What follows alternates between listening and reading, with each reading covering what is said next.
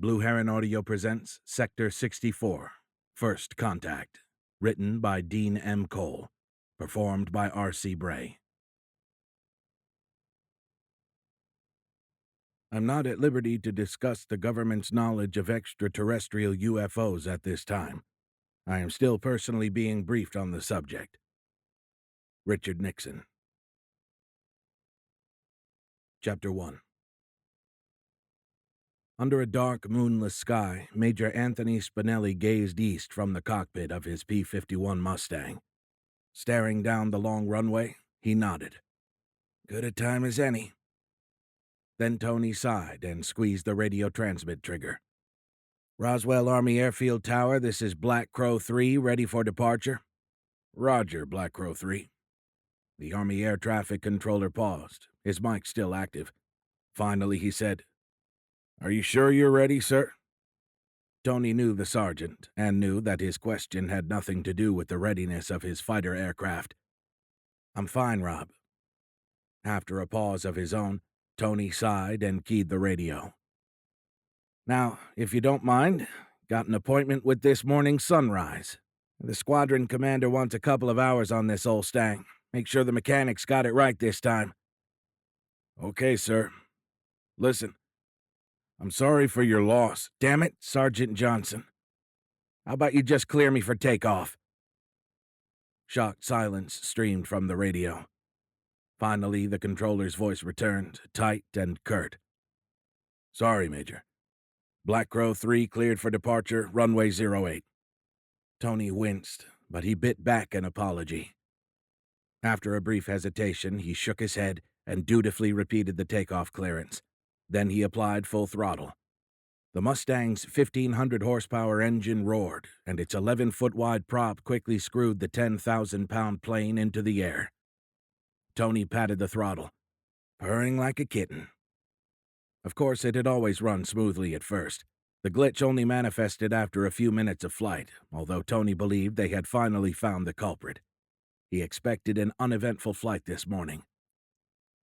A quarter hour later, as he guided the plane up to 20,000 feet, Tony patted the throttle again.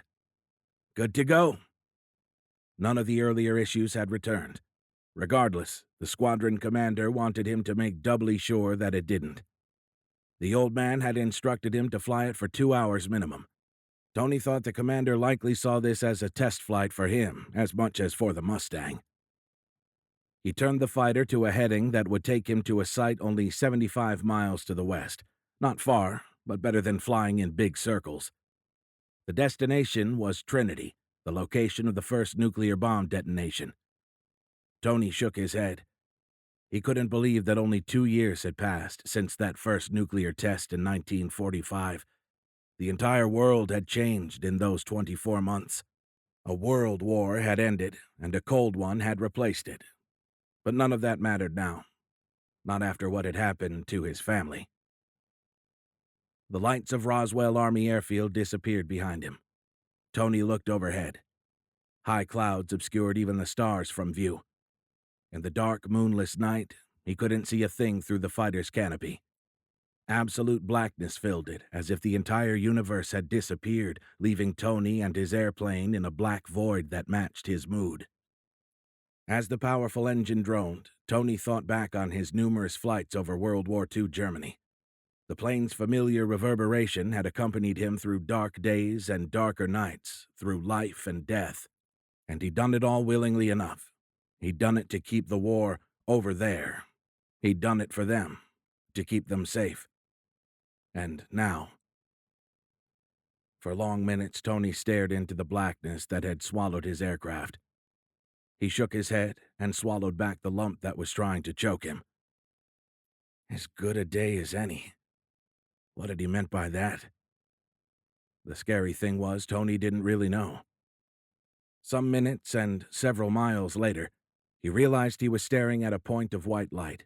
His hungry eyes had latched onto it of their own accord. It looked as if an improperly shielded bulb in the cockpit was reflecting off of the inside of his canopy. He searched for the source, but soon realized it was indeed coming from outside, in the sky, ahead of his airplane. The white pinpoint of light appeared to hover ahead of the Mustang.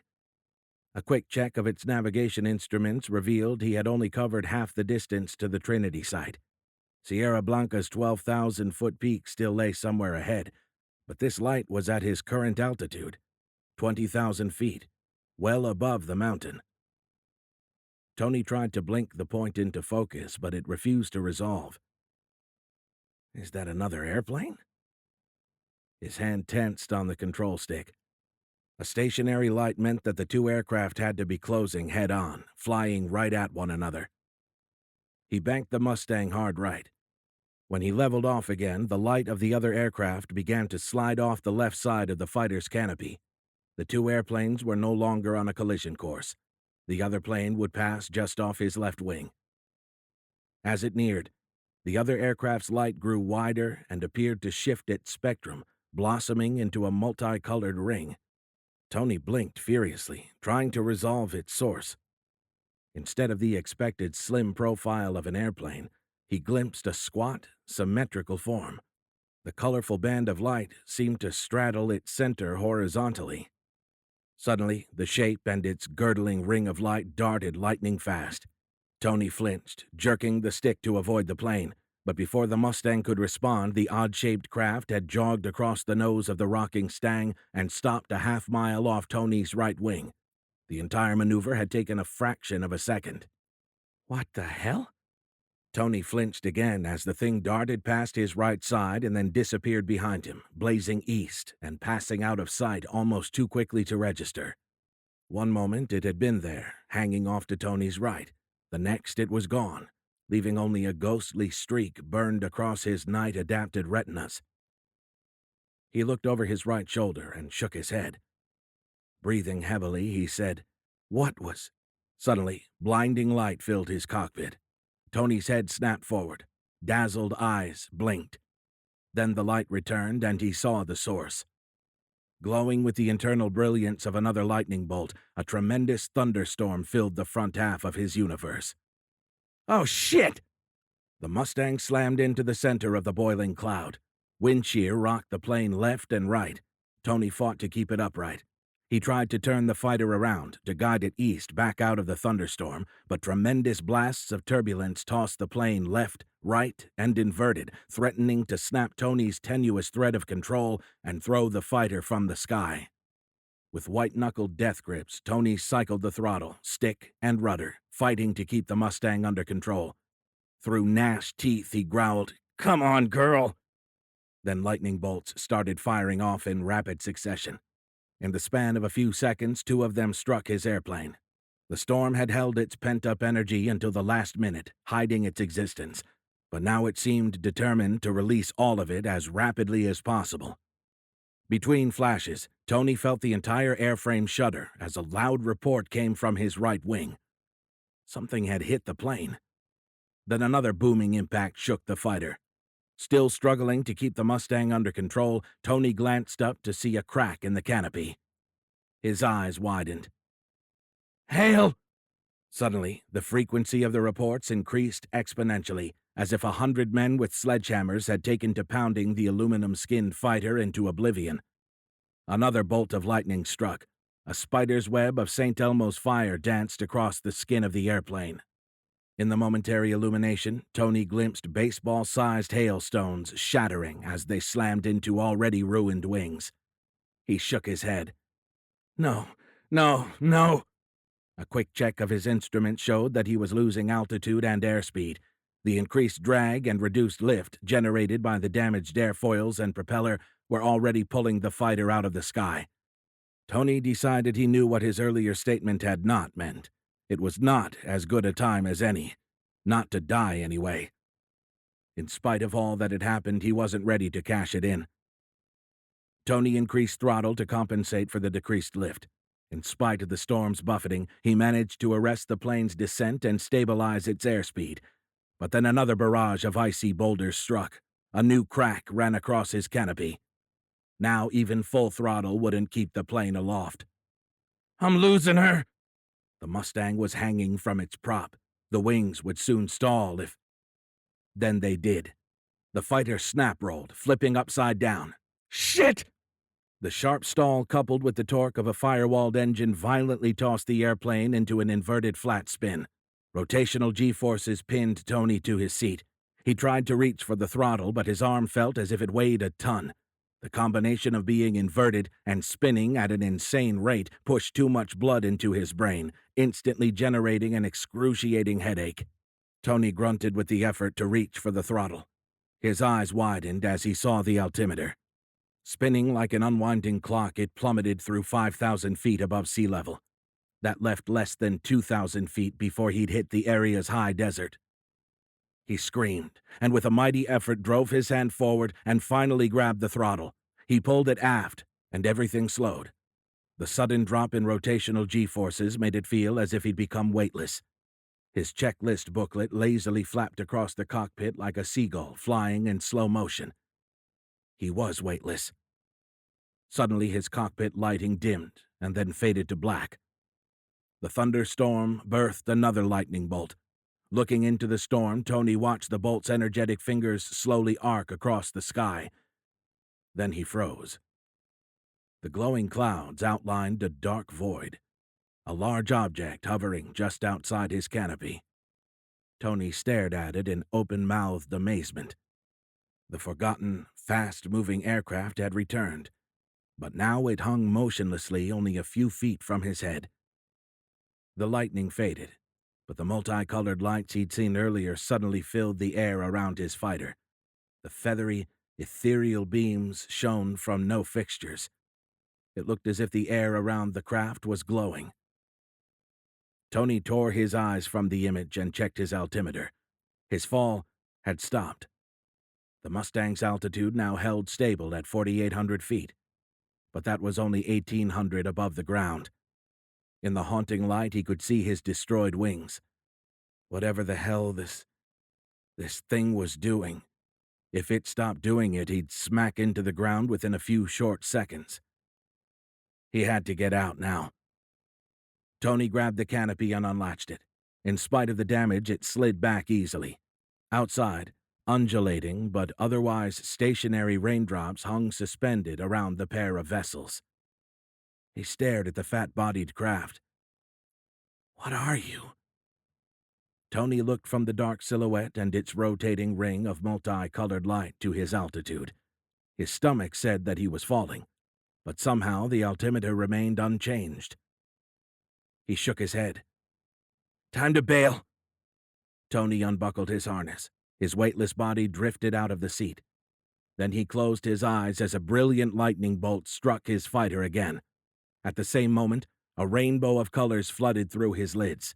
Through slitted eyes, Tony watched the craft's ring of multicolored lights flare and then die. Then the dark object tumbled away. Just before the thing faded into the storm, another flash of lightning revealed it as a fat saucer shape, like two bowls joined lip to lip. Suddenly, the storm's wind returned with a vengeance. The suspended raindrops swirled away, and Tony fell out of the still inverted fighter as it violently spun out of sight. Plummeting toward the waiting desert, Tony frantically yanked at his parachute's ripcord. The pilot chute shot out, dragging its cache of silk from the pack. It unfurled, and the risers snapped taut, jerking him skyward as the parachute arrested his renewed fall. Tony looked overhead, gazing into the beautiful sight of a fully inflated canopy. "Oh, thank God!" Then he felt a tremendous updraft pull him higher. His ears popped as the vertical winds drew him deeper into the storm. He looked up with wide eyes. No, no, no! Last year, an Army Air Corps pilot had bailed in the middle of a thunderstorm and died of exposure and oxygen starvation. The crash investigation team had determined that the man and his parachute had been sucked up into the storm, and that its massive updrafts had held him above 45,000 feet for several minutes, more than long enough to induce death from asphyxiation. It was the same lifting mechanism that formed hailstones.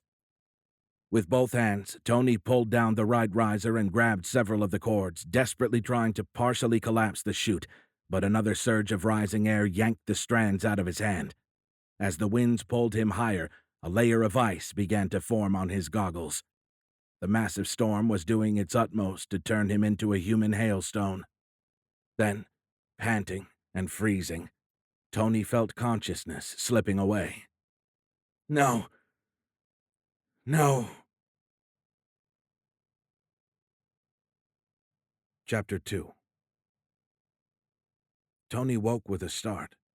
A distant brown surface hung beneath his feet.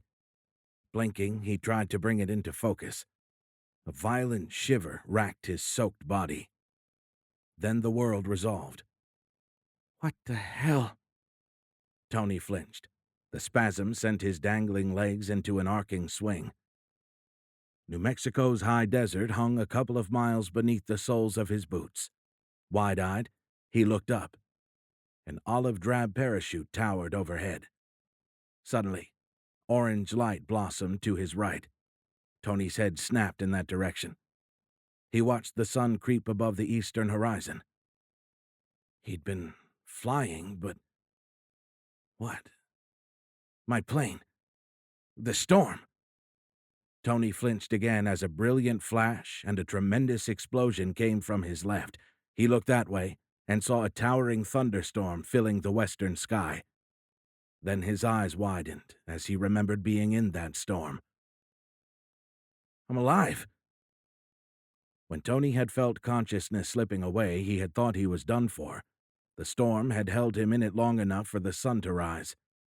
He must have ridden updrafts and downdrafts for more than half an hour. Fortunately, the storm had spat him out before holding him aloft long enough to kill him. Aside from a splitting headache and a serious case of the shivers, Tony felt all right. Then the last detail returned. That thing. What the hell was it? Tony paused and looked around. And where in the hell did it go? Then he realized he had more immediate issues. He was descending toward one of the region's flat-topped hills, a mesa. He'd be lucky not to tumble off the cliff at its edge. Even if he managed to stick the landing, he'd likely roll onto a damned cactus. Orange sunlight glinted off of something atop the mesa. Then Tony saw the light reflecting off of hundreds of shiny objects. The Mustang? He shook his head. No, that can't be from his plane. The pieces were flapping in the breeze. They looked more like foil than the sheet metal skin of an airplane. Then he saw skid marks scrawled across the hill. Tony followed the lines visually. They ran off the top of the mesa and picked up again about a half-mile west, ending at the base of the next hill. Tony froze, staring open-mouthed at the craft that sat at the end of those scars. Son of a bitch, he whispered. That wasn't his plane. It was the fat saucer he'd encountered in the storm. The thing had crashed. The sight of the ground rushing up toward Tony's feet snapped him out of his trance. Fortunately, the chute was turned into the wind, so he landed with little lateral drift. He tumbled awkwardly. The rolling impact knocked the breath out of him. As he struggled to draw air, he managed to collapse the chute before it could drag him through a cactus.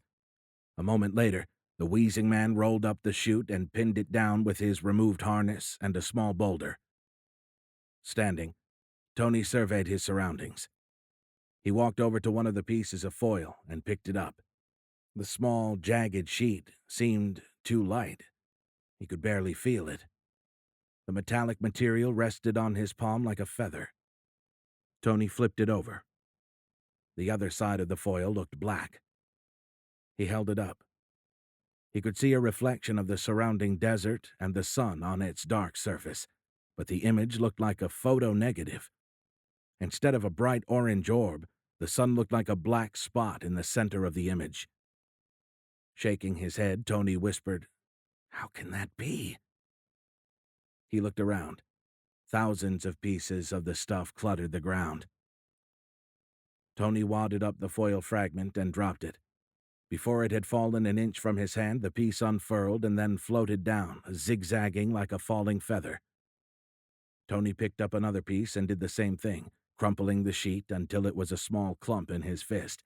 Then he opened his hand, and the wad unfurled like a flower blooming in fast motion. In less than a second, it flattened out, leaving no wrinkles. Jeez. He tried it with a few more pieces, always with the same result. Then he saw a crushed cactus. Beyond it, a deep gouge in the sand pointed toward the hilltop's western precipice. Tony dropped the jagged piece of foil and trotted toward the edge.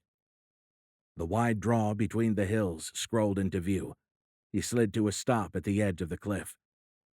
Heart pounding, breathing heavily, Tony stood on the precipice, staring at the black disk wedged into the nape of the next mesa.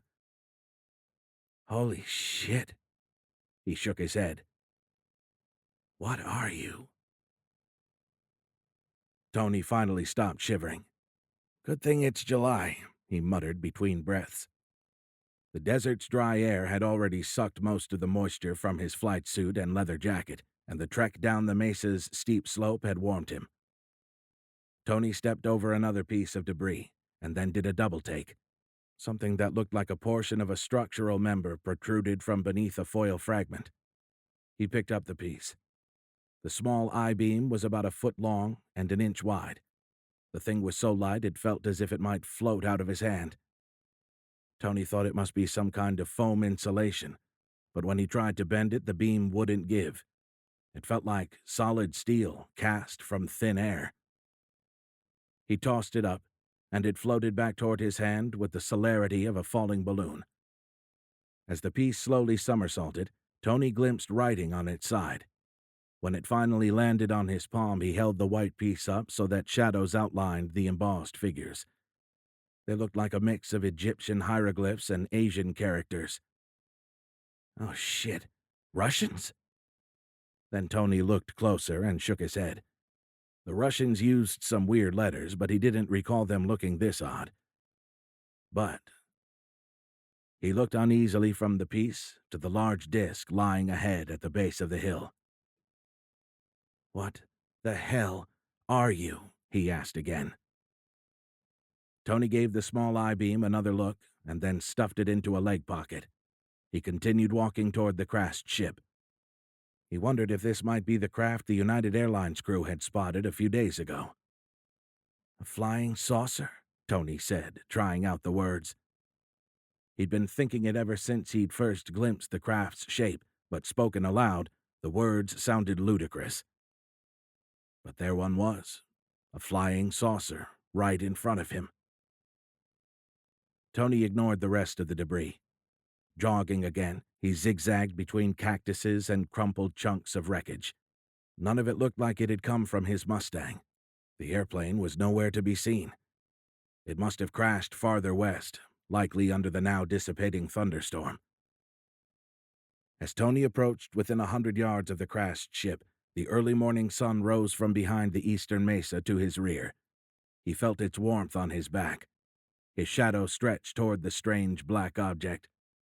While the cliff wall behind the saucer glowed in the sun's orange radiance, the dark skin of the disk soaked up the light, just like the foil pieces had. Tony slowed to a hesitant walk, studying the saucer through slitted eyes. It looked as if the crash had sheared off a significant chunk of its bottom, leaving a large hole. He stopped 20 yards from the disk, reluctant to step any closer. Tony craned his neck, trying to peer through the hole in the ship.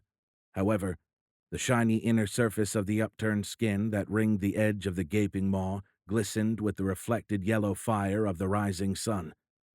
Squinting against its blinding glare, Tony couldn't make out the ship's dark interior. Stepping hesitantly, he eased closer, a hand held up to shield his eyes from the reflected sunrise. The odor of burned insulation or wiring filled the air, although he didn't see any smoke. As he stepped within a few feet of the opening, he finally glimpsed something through the hull breach. Tony froze, and his eyes widened as faint gray lines resolved as a complex web that seemed to fill the ship's interior. Holy mackerel, he said through a constricting throat. Looks like a damn spider's web. As if responding to the sound of his voice, the interior of the saucer lit up. Then Tony saw it. A silvery being sat suspended at the center of the web. Suddenly, it began to descend. "Oh, shit!" Tony snapped out of his trance and backed away. He had no interest in being breakfast for some alien spider. No way. He tripped over something and fell hard on his ass. Two of the spider's silvery legs slid into view. Tony scurried backward like a fleeing crab. Then he stopped and tilted his head. What the hell? The body, arms, and head of an ordinary human followed the silver-clad legs. Emerging from the hole in the ship, the limp figure crumpled onto the floor of the desert. Tony stood and hesitantly walked toward the apparently unconscious woman? Yeah, a woman. The webbing had deposited her on the sand just outside of the ship's breached hull. Red blood trickled from the corner of her mouth and one of her ears. As Tony closed to within 5 feet, the woman's eyes opened. She looked confused. He stopped. After a moment, Tony found his voice. "What are you? Russian?" The woman said something in a language that he didn't recognize. Then she swiped a silvery sleeve across the blood on her chin. The skin-tight metallic material didn't look absorbent, but it soaked up all of the blood, leaving no trace of the red liquid. Then, before his eyes, the stain disappeared from the sleeve as well. Tony blinked. Speaking louder, he asked, "Are you okay?" The look of confusion fell from the woman's face. Her eyes widened, and then she spoke again. This time, her words sounded more assertive. Tony still didn't recognize the language, but he was pretty sure it wasn't Russian. The webbing detached from her and began to retract into the ship. Then her silver suit started flickering. Tony's eyes widened. What the? Suddenly, her suit changed shape and color. Now it looked identical to Tony's flight suit and leather jacket. "How the hell did you do that?" Tony blurted as he stepped backward again. The woman didn't answer. She looked at a torn strand of silver webbing that protruded from the black leather elbow of her new jacket. She pulled the web off and wadded it up, and then held the clump in an open palm, showing it to Tony. Had he imagined the silver suit? Had it been an illusion generated by the contrasting light and a panicked mind? He stopped backing away. Then the strand moved. Transfixed, Tony stared at it, watching the metallic webbing dissolve in her hand like lead melting in a pot.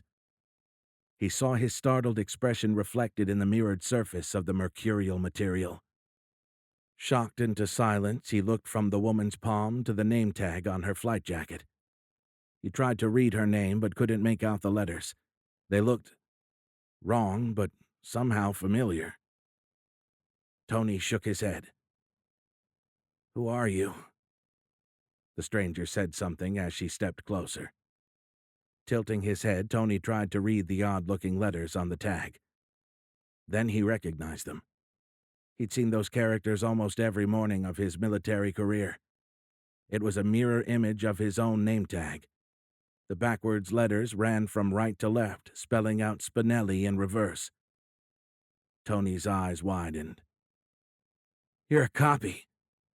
He started to step back, but the woman's hand shot out lightning quick and slapped the mercurial goo onto the nape of Tony's neck behind his left ear. Fiery pain erupted at the base of his skull. As he stumbled backward, Tony swiped at the silvery mass, but it had turned hard and unyielding. He tripped over something and fell on his ass again. He swiped at the blob a second time, but it had shrunk in size. Using the tips of his fingers, Tony dug, desperately trying to gain purchase, trying to wedge them under an edge of the shrinking mass. Then it was gone. The strange woman now stood over Tony, looking down on him with an odd expression. It almost looked like sympathy. Tony suddenly felt consciousness slipping away. "What did you do to me? What did you—" Then the dark took him.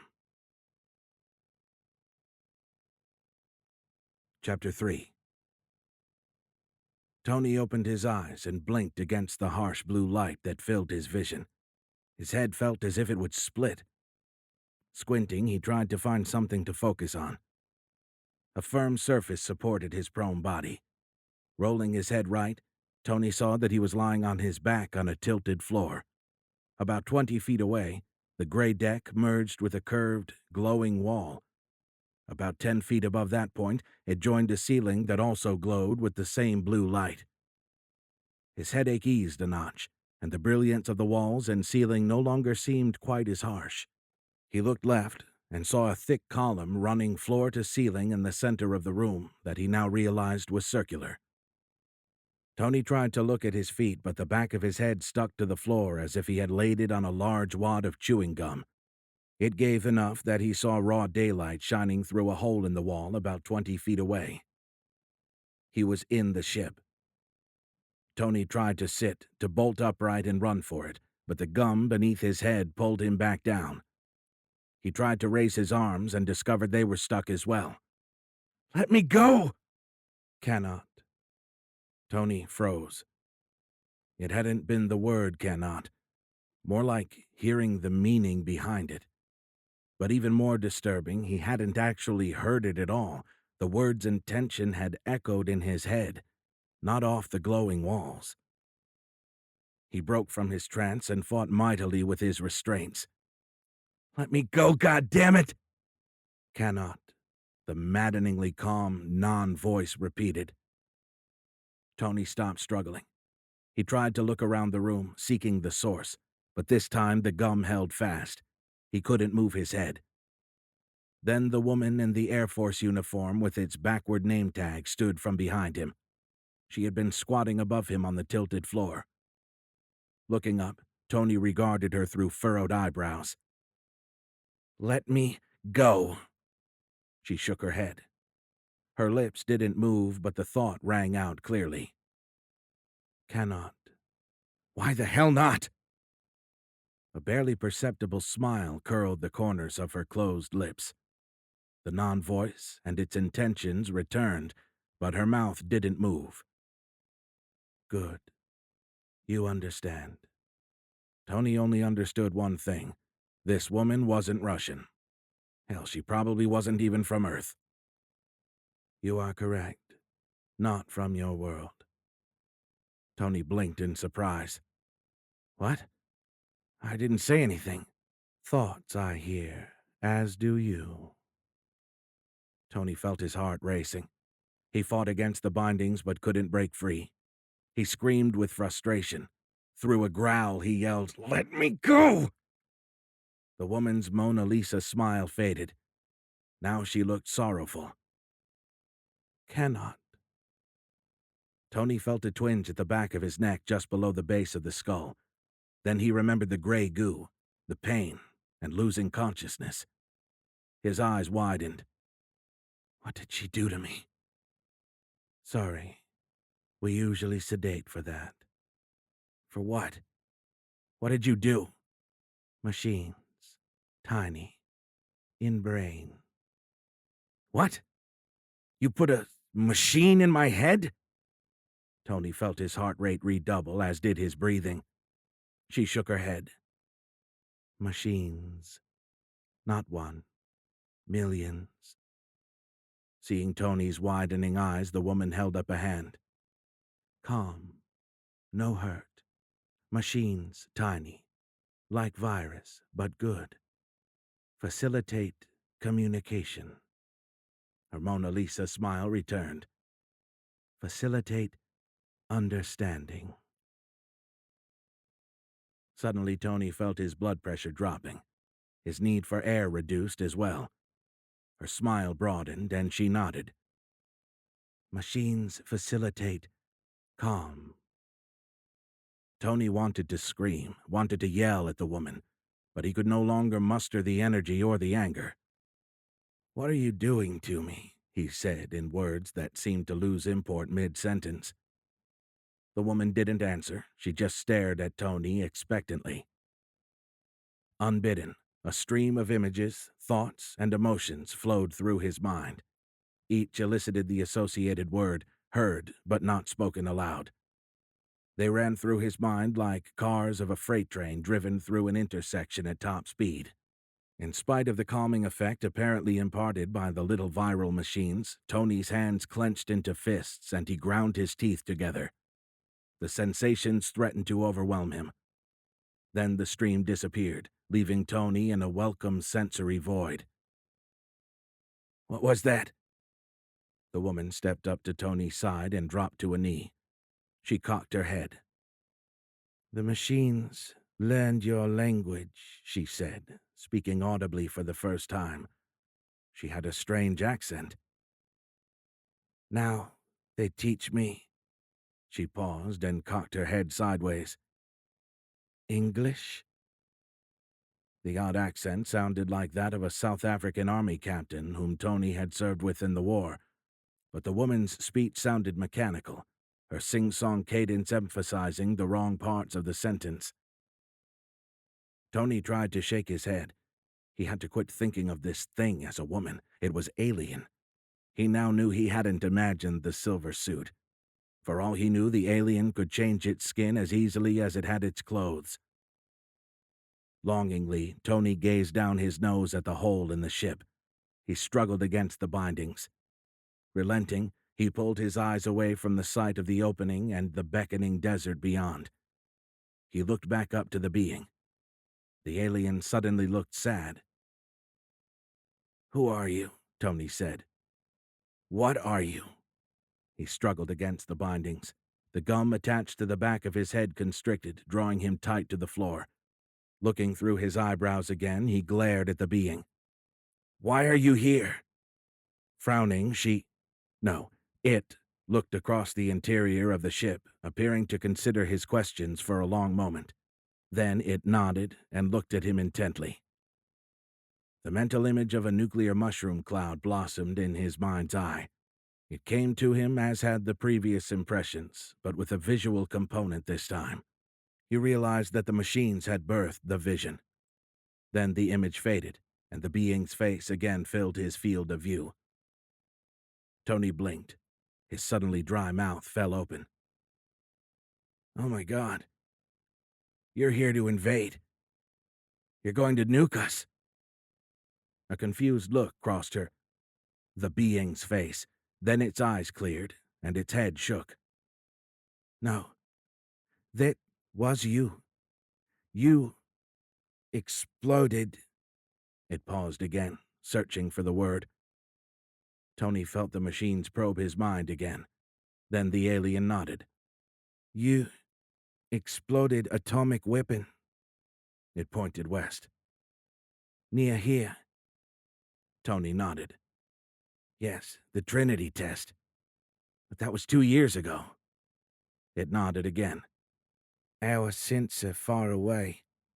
Light and nuclear signal take 2 of your years to cross distance." "Sensor?" His eyes widened. "You had something in space watching us? Something 2 light years away?" The being shook its head. "Not watching you. We not know you. Millions of sensors across." Tony felt the questing machines again. It nodded. "Across the galaxy. The Milky Way. The sensors wait. Listen for intelligent life." He considered her words. They came because they detected our nuclear tests? Shouldn't they have detected our radio waves long before that? Apparently, the machines in his brain transmitted his thoughts, because the being shook its head and raised an eyebrow in a very human-like manner, giving Tony a meaningful look. "Sensors only report life capable of creating trouble." It paused and then pointed east. "Much trouble there." After a moment, Tony realized the alien was talking about Roswell. That made sense. As far as he knew, the 509th Bomber Group at Roswell Army Airfield had the world's only nuclear-armed airplanes. He tried to quell the thought as soon as it entered his mind, but a nod of the being's head told him that it, or its damned machines, had read his thoughts. He tried to shake his head, but the floor held him tight. "So, popping nukes means we might be troublemakers? You're here to knock us down?"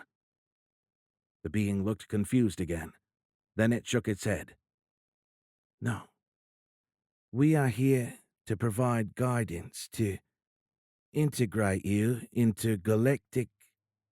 Tony felt another questioning probe and suddenly understood the meaning behind the being's thought. His eyes widened, and not waiting for the translation, he spoke the word aloud. Society? You're here to integrate us into galactic society? Whatever, gave her beatific smile and nodded. Struggling against the restraining gum that held his head to the floor, Tony shook his head vigorously. That's a load of bullshit. Chapter 4. Tony felt the machines trying to assert calm. He stopped struggling with the restraints and looked at the being through narrowed eyes. You're here to help us, he said dubiously. Yes, we do this many, many times. Many times. Tony paused, blinking in surprise as the meaning of the words sank in. How many alien... He searched for the right word. Species. How many alien species are there? The being cocked an eyebrow again. Thousands in the Milky Way. Holy moly, Tony whispered, momentarily forgetting his doubt. Thousands? The being nodded, but then a shadow crossed its face. But this time it's different. Its eyes cleared, and the alien again looked at Tony intently. I need your help. What could you need from me? The being looked around the ship. Then it looked down, back at Tony. My ship has no power. I need electricity for my... It paused, searching for the right word. Then its eyes widened, and it smiled. Radio. I need electricity for my radio. Tony shook his head vigorously. Hell no. I'm not helping you call your mothership. He looked around the room. I was born at night, but not last night, lady. I saw the way your clothes changed. For all I know, your skin changed, too. With his eyes, he gestured toward her leather jacket. You're probably not a lady at all. Might be a lizard under all that. I get you a radio and you'll call down General Zahn. The being shook its head. Machines say you have same molecules. Molecules? The alien nodded. The same molecules in your cells. What are you talking about? Suddenly, Tony saw a vision of a coil. It looked like an automobile spring, but two of them interwoven with spokes between. Tony shook his head. What are those, coils? What are they supposed to be? The image zoomed out, and he saw the coils formed a very tiny portion of a larger, recognizable structure. Staring at the X and Y, Tony nodded. Chromosomes. The image faded, and he saw the alien nodding. Yes.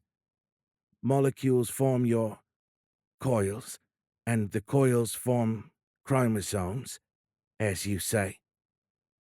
Tony shook his head. Your tiny machines could have told you all of that. The being looked perplexed for a moment. Then it nodded. Suddenly, a three-dimensional image coalesced in Tony's vision. Unlike the previous images, this one didn't block out everything else. It seemed to float in the air above him, filling much of the ship's interior. It was beautiful. Millions of points of lights swirled in a formation that Tony recognized. The Milky Way, he whispered. He raised a suddenly free hand and tried to touch the swirling lights, but his fingers passed through the image without effect, and the tiny pinpoints of light didn't illuminate his skin. How am I seeing this? He said as he continued to wave his hand through the mottled stars without causing any changes. The being nodded. Tiny machines create them. You see it in your mind. Not out here. Virtual. Not real. The thought of the machines altering his brain altering his perceptions, kicked Tony's heart rate into overdrive. But then the sense of calm washed over him again. "Virtual vision?" he said sedately. Like cuts in a pie, blue lines appeared at the center of the image and then spread radially from the galactic core to its outer edge. Then a series of concentric rings appeared, first a small one around the center of the galaxy, and then more rings formed outside of it. Finally, the outer one circled the entire galaxy, making it look like a giant dartboard. Adding weight to the analogy, a unique number appeared over each galactic segment. The being must have been sharing the vision. It pointed into the modeled galaxy and touched the section labeled number 1. It was about a third of the way out from the center. "Sector 1, it said. Argonia." Then it removed its hand from the star field and touched its upper chest. "Argonian." Then it touched a label about 2/3 of the way out from the galactic center. It had the number 64 floating on its surface. "Sector 64. Earth." Tony reached tentatively for the indicated area. He touched it with his finger. "Earth." Then he touched his own chest. "Earthling. Human." The woman shook her head. "No. Argonian." "No," Tony said. "You are Argonian. I am human." The alien smiled and shook its head again. "We are both Argonian. Same cellular molecules. This is why the tiny machines easily integrate with your brain. Not new to them." Tony stared back at the alien wordlessly. How could he believe anything it was telling him? A reptilian monster might lie beneath that facade. The being pointed at Tony again. "Humans may be lost Argonians. Lost long ago." It paused, appearing to seek the right words. Then it nodded. "Tens of thousands of years ago, several colonies lost to space." Tony shook his head. "Why would I trust you? How do I know you are what you say?" The alien pointed to Tony's chest. "You have family, yes?" His eyes narrowed. "Don't talk about my family." Confusion clouded the being's face. Then its eyes softened. "I have family." Tony opened his mouth to ask why that mattered, but then a new image chased away that of the galaxy. In the vision, a man stood looking over the shoulder of a woman. No, not a woman. It was this woman. In her arms, she cradled a small baby with a red tuft of hair that matched the color of the man's. Tony was shocked to hear sound this time. In the mental image, the woman was singing a song that Tony did not recognize. The music seemed to start and end inside his brain. The room around them looked similar to the interior of the ship, very minimalistic, with glowing walls. The woman bent over and laid the baby on a piece of furniture that seemed to grow up out of the floor as she bent.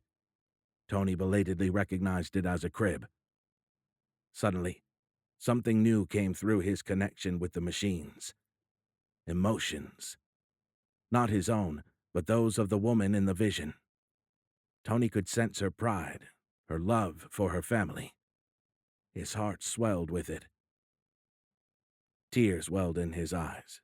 However, these were neither linked to the external emotions nor buffered by the calming effect exuded by the viral machines. These were his own, born of an unbearable loss. Tony's emotions must have leaked back across the link he had with the woman because she suddenly looked at him with shocked, widening eyes that filled with tears.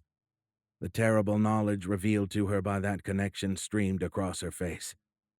Her mouth worked silently for a moment. Finally, she said, "I am sorry. Did not know." "Don't worry about it," Tony whispered.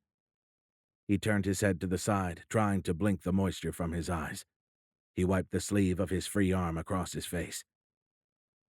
His body relaxed as he stopped straining against the bindings. Tony now knew that this was truly a human, or Argonian woman. knew she couldn't have faked those emotions. He lowered his arm and looked at her. "I believe you." She nodded and extended her arm toward him. Tony felt the floor release him.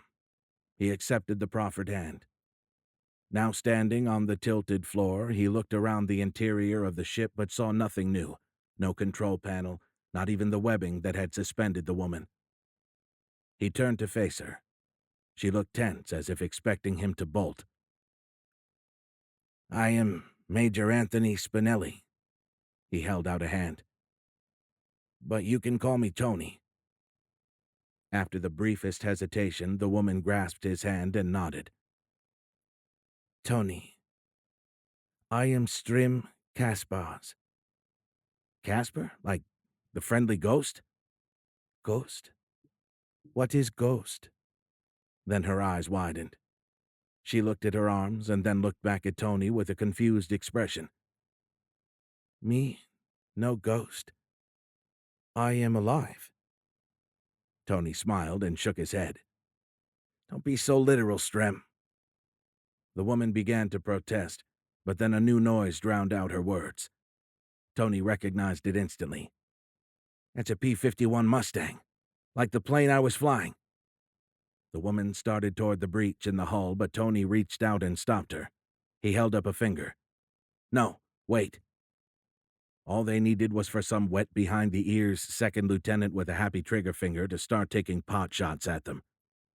The plane roared as it flew directly overhead. The saucer's 2 occupants stood motionlessly inside as the Mustang circled 2 more times. Finally, the fighter plane departed the area. The woman looked at Tony with urgency in her eyes. "Must make radio call." He shook his head. "I'm still not sure that's a good idea. I think we should wait for my leaders to make that decision." "No," Strem said, shaking her head. "There are procedures that must be followed," she said in her improving English. While her accent remained, the inflections of her speech had settled down, no longer emphasizing the wrong words. Strem gestured to the ship around them. "Some of these technologies are too dangerous for you. I must contact my leader." Tony looked at her and held up his hands. "Why don't you have power?" "Ship broken. Power source disconnected." Tony pointed to the glowing walls and ceiling. "Looks like you have electricity." Strem shook her head. "Not enough for radio, and my main power source is in, I think you would call it safe mode.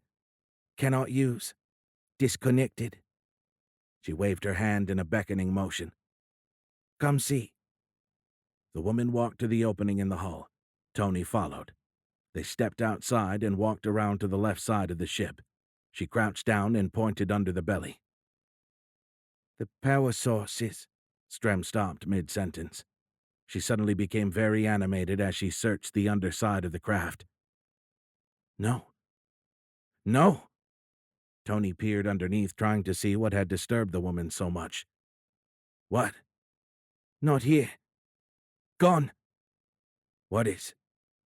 "Power source," the woman said with a panicked tone. Tony nodded. "Okay, I don't think we'll be alone much longer. The military will be here soon. We can figure it out then." Strem shook her head vigorously.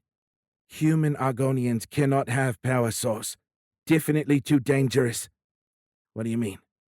What kind of engine is it?" "Not an engine. Power source. Negative material." Tony tilted his head. "Negative material?" Strem appeared to consider his words. After a moment, she held up one hand. "Positive material." Then she held up the other hand. "Negative material." She touched her hands together and then threw them apart, making a loud sound that must have been the Argonian equivalent of boom. "Positive meet negative. Make big, giant, enormous explosion." "You're talking about antimatter," Tony said, nodding contemplatively. "I just read an article about that in National Geographic." Strem did not seem to hear him. The woman had a far-off gaze. Unbidden, a new image appeared in his virtual vision. Tony saw a nuclear explosion. Then he blinked, and his mouth fell open as he noticed the scale of the mushroom cloud in the image. He was looking at North America, not as it would look on a map. This looked as it would from space, he guessed. There were no borders, and the continent was upside down, but the shorelines of the Pacific, the Atlantic, and the Gulf outlined its familiar shape. However, a towering mushroom cloud now sat where New Mexico should have been.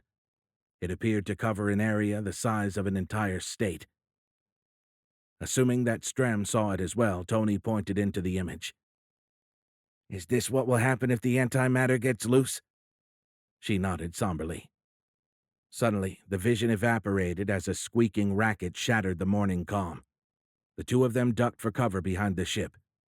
Peering around the vessel, they looked toward the mesa where the saucer had first impacted. A cloud of sand rose above its flat-topped surface. A moment later, a truck emerged from the billowing dust and slid to a stop at the hill's steep edge. A man stepped from its cab. Tony could just make out his denim shirt and straw hat, but not much else. The man was not looking in their direction. It didn't look like he had noticed the ship yet. He appeared to be studying something in the ground. Suddenly, Strem stood upright, a shocked look on her face. Tony held up a hand. "Don't worry about him. He's not with the military. That's just a local rancher." The man suddenly kicked something. Whatever it was, it must have been heavy. It didn't move. Strem shook her head. "We need to stop him." "What? Why? He can't do anything." The rancher kicked the object again. Strem stepped out from behind the ship and started jogging toward the distant man. Tony followed her. As he caught up with the woman, he said, "What the hell are you doing?" She pointed ahead. "Anti-meta unit." Seeing Tony's sudden hesitation, the woman shook her head.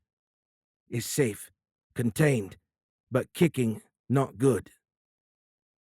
A couple of minutes later, as they began to climb the steep side of the mesa, a new noise rose. This time the squeaks and rattles of multiple vehicles filled the air. Strem paused and looked at Tony with wide eyes. "More trucks?" He nodded. "Or something." A dust cloud drifted overhead, this one much larger than the previous. As the sound of tires on gravel and sand ceased, multiple doors opened and then slammed closed. Tony and Strem crept up to the lip of the mesa. Then they froze as an Army Air Corps jeep zipped up to the edge of the hill. At the last second, it turned parallel to the precipice and slid to a stop, spraying Tony and Strem with sand and gravel. Chapter 5. Clinging to the top of the mesa's steep slope, Tony and Strem hazarded a peek above its rocky ledge. A glossy, spit-shined boot descended from the far side of the jeep. "Good morning, Mr. Brazel. It's about time you guys got here," said the rancher, apparently one Mr. Brazel. "We came as soon as we could, sir. As you can see, we needed to gather our men and equipment." Peering beneath the jeep, Tony could only see the boots of the two men. "What do you have there?" the officer asked. "I thought you said you had aircraft debris." Tony recognized the military man's voice.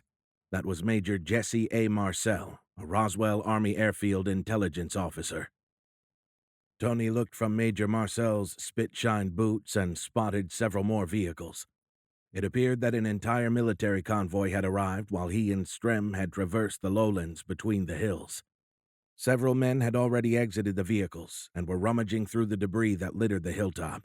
Some were already collecting the foil and depositing it into trucks. It didn't look like anybody had spotted the crashed ship yet. Tony considered revealing himself to the major. He felt silly hiding, especially from an officer who shared the same rank as he. "Well," the rancher said, "thought it was a crashed plane the first time I spotted the debris. Saw it from my truck. That's why I called you. But now, well, I'm not so sure." "We do have a missing fighter," said Marcel. "Sent out a spotter plane this morning. The pilot called in a crazy report about seeing some kind of ship. See anything like that?" Tony gnashed his teeth. This was ridiculous. Why in the hell was he still hiding? He placed both hands on the top of the ledge. Suddenly, Strem's hand grasped his upper arm. She looked at him with wide eyes. Then her voice manifested in his head. "No, Tony. They will take me." She tilted her head toward the sphere. "And they will take the antimatter, too. I won't be able to stop them." Tony shook his head. To her, he subvocalized, "You can show them, just like you showed me." She shook her head vigorously. "No, they will not let me close enough to insert the machines. I can tell them. They will think you contaminated, isolate you, not believe you." "Nope," said Mr. Brazel. Tony and Strem both winced as the rancher kicked the black sphere again. "Not sure what I got, really," he said. "This is the first thing that I found that doesn't look like torn foil. Looks more like a basketball, but it's hard." He tried and failed to nudge it with the heel of his boot. "And damned heavy, too." Tony cringed again as Major Marcel also kicked the black sphere. Unbidden, the image of the state-eradicating mushroom cloud blossomed in his mind's eye again. Tony gave Strem a hard look. Still subvocalizing, he said, "Stop it. I get it. I'll hold off. For now." He paused, and then gestured to the collection of soldiers and vehicles scattered across the hilltop. "But I'm not sure how in the hell we're going to get out of this." Marcel raised his voice. "I need a few men over here." Still peering beneath the jeep, Tony and Strem watched several pairs of boots jog up toward the two men and the sphere. Tony gestured for Strem to follow him. Together, they scrambled over the precipice and crawled under the jeep, the sound of the approaching men covering their noise. Marcel spoke up again. "You men lift this up and put it in the back of that 2.5 over there." The major and the rancher backed away as several pairs of dusty boots shuffled into position surrounding the black sphere.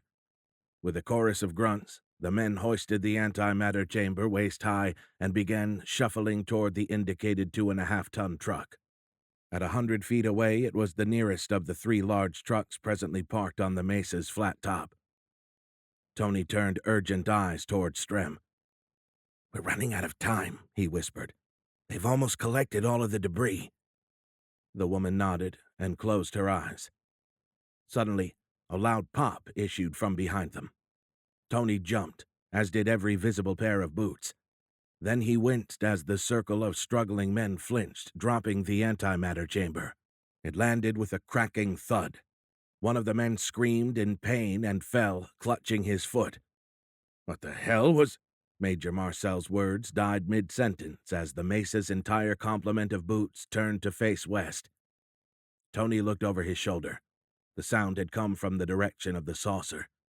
Sure enough, he could now see smoke pouring from its breached hull.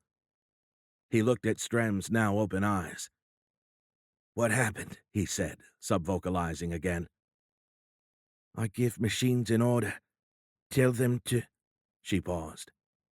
Tony felt the viral machines query his mind. Strem nodded. "I gave them self-destruct order. Causes noise and fumes. Smoke. Will that burn up the whole ship?" She shook her head. "Only the floor. It is a deck formed by billions of tiny machines." Marcel's boots stepped up to the mesa's western edge behind the jeep. A shiver ran down Tony's spine as he realized that he'd been lying on an ocean of viral machines. That's how she'd pinned him to the floor. "What the hell is that?" Major Marcel said. The rancher's pointed-toe cowboy boots stepped up to stand next to the major. "I don't rightly know. Hadn't noticed that before." "Holy shit," Marcel said in a long, low whisper, barely audible from beneath the jeep. His voice rose again. Sounding excited now, he started rattling off orders. "Corporal Jones, you and the other drivers take the trucks back and drop off what you've collected so far. Get me a trailer, not a small one. We'll need one of those tank haulers. Stop by the motor pool and get the crane as well." After a moment's consideration, he hurriedly added, "And roust up the base's infantry company. We're going to need several men to police this area. I want to make sure we pick up every piece of debris." He snapped his fingers.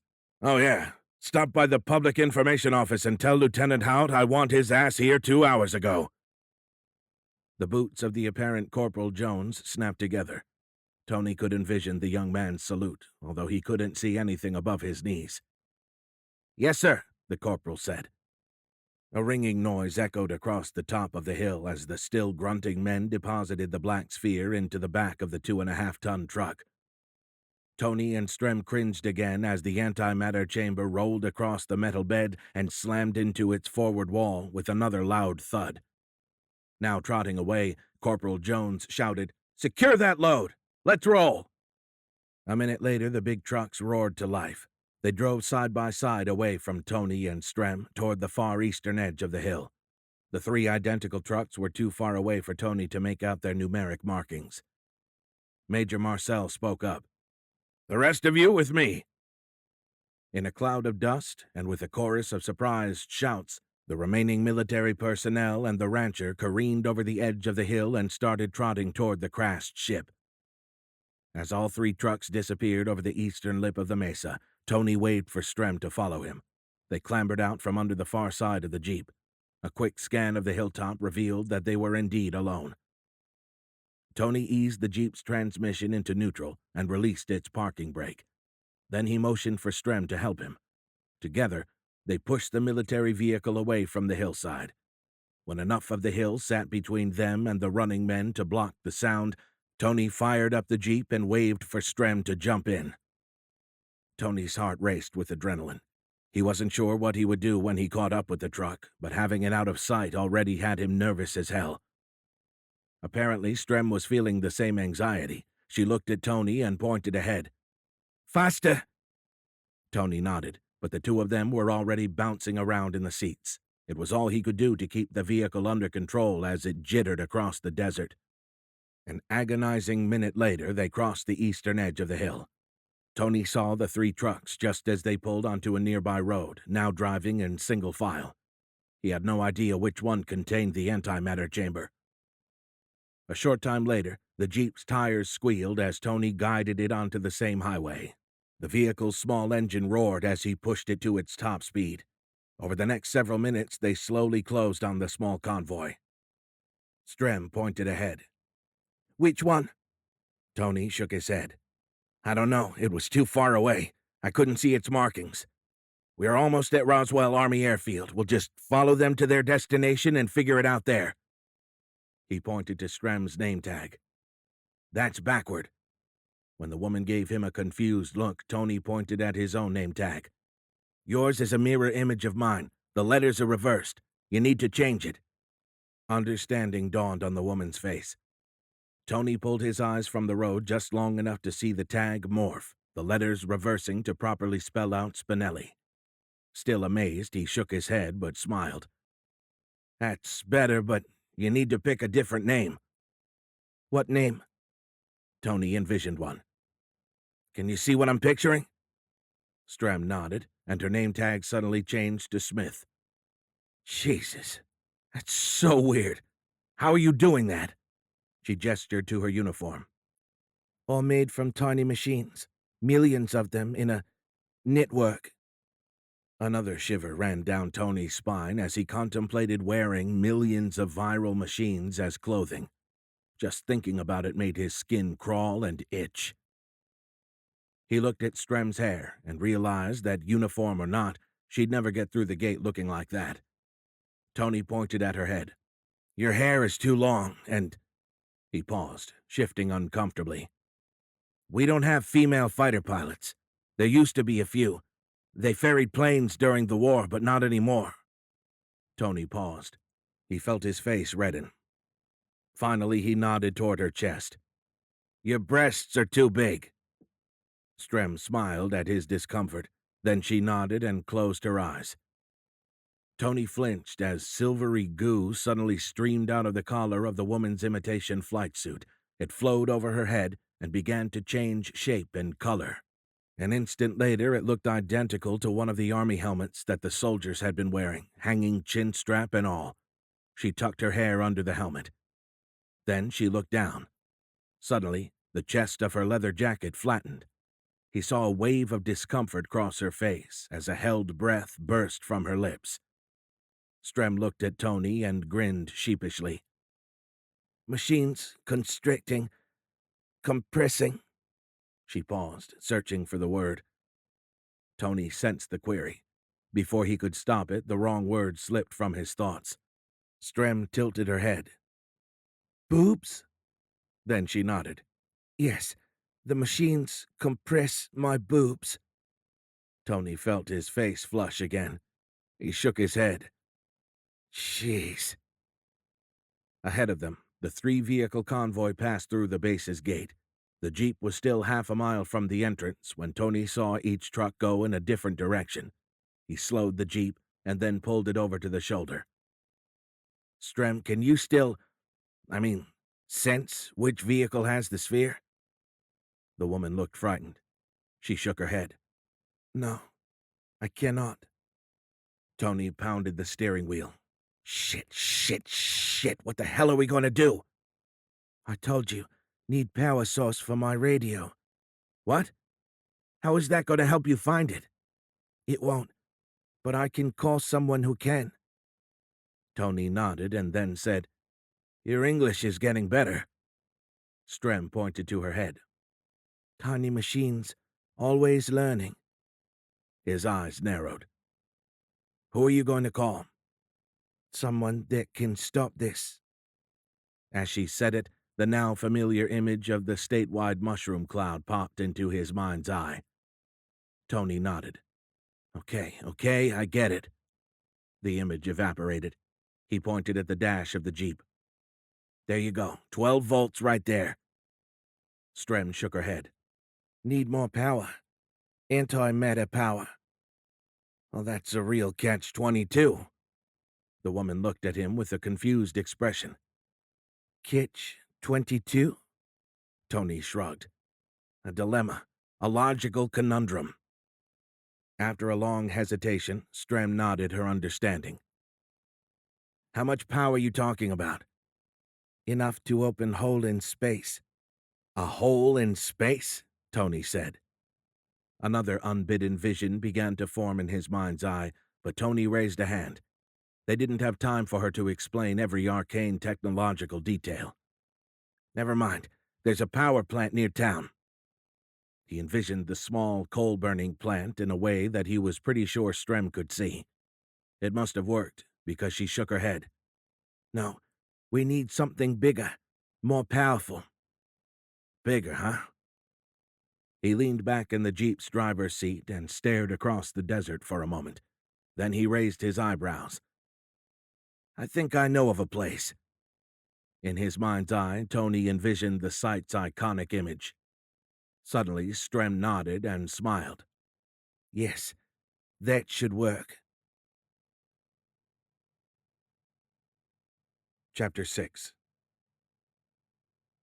Tony looked at his passenger and smiled. You're going to tear a hole in my upholstery if you don't release your white-knuckled death grip.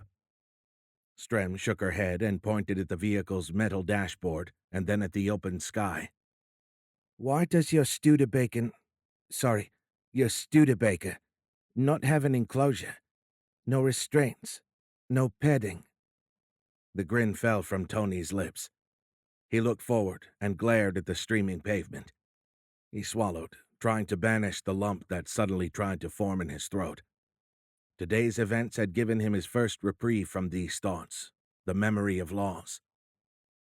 Out of the corner of his eye, Tony saw Strem staring at him confusedly.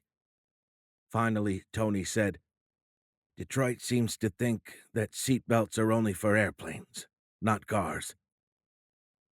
The image of the highway wavered. He wiped away the threatening tears with the sleeve of his shirt and glanced self-consciously at Strem. Her knuckles had turned white again. Tony looked forward, following the line of her frightened gaze. Another vehicle had just crested a hill approaching from the opposite direction on the narrow highway. His breath hitched. The accident had happened on a road just like this one. The thought dredged up the memories. That dark night he'd learned why they called it heartache. The pain in his chest had been real.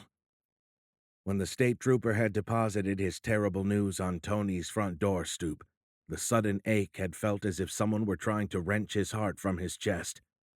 In his mind's eye, Tony could still see the message written across the trooper's face. Even now, the memory of that look brought back the emotions, as if he were living it all over again. Strem jerked as if jolted by electricity. She turned a shocked face to him. "Oh, gods.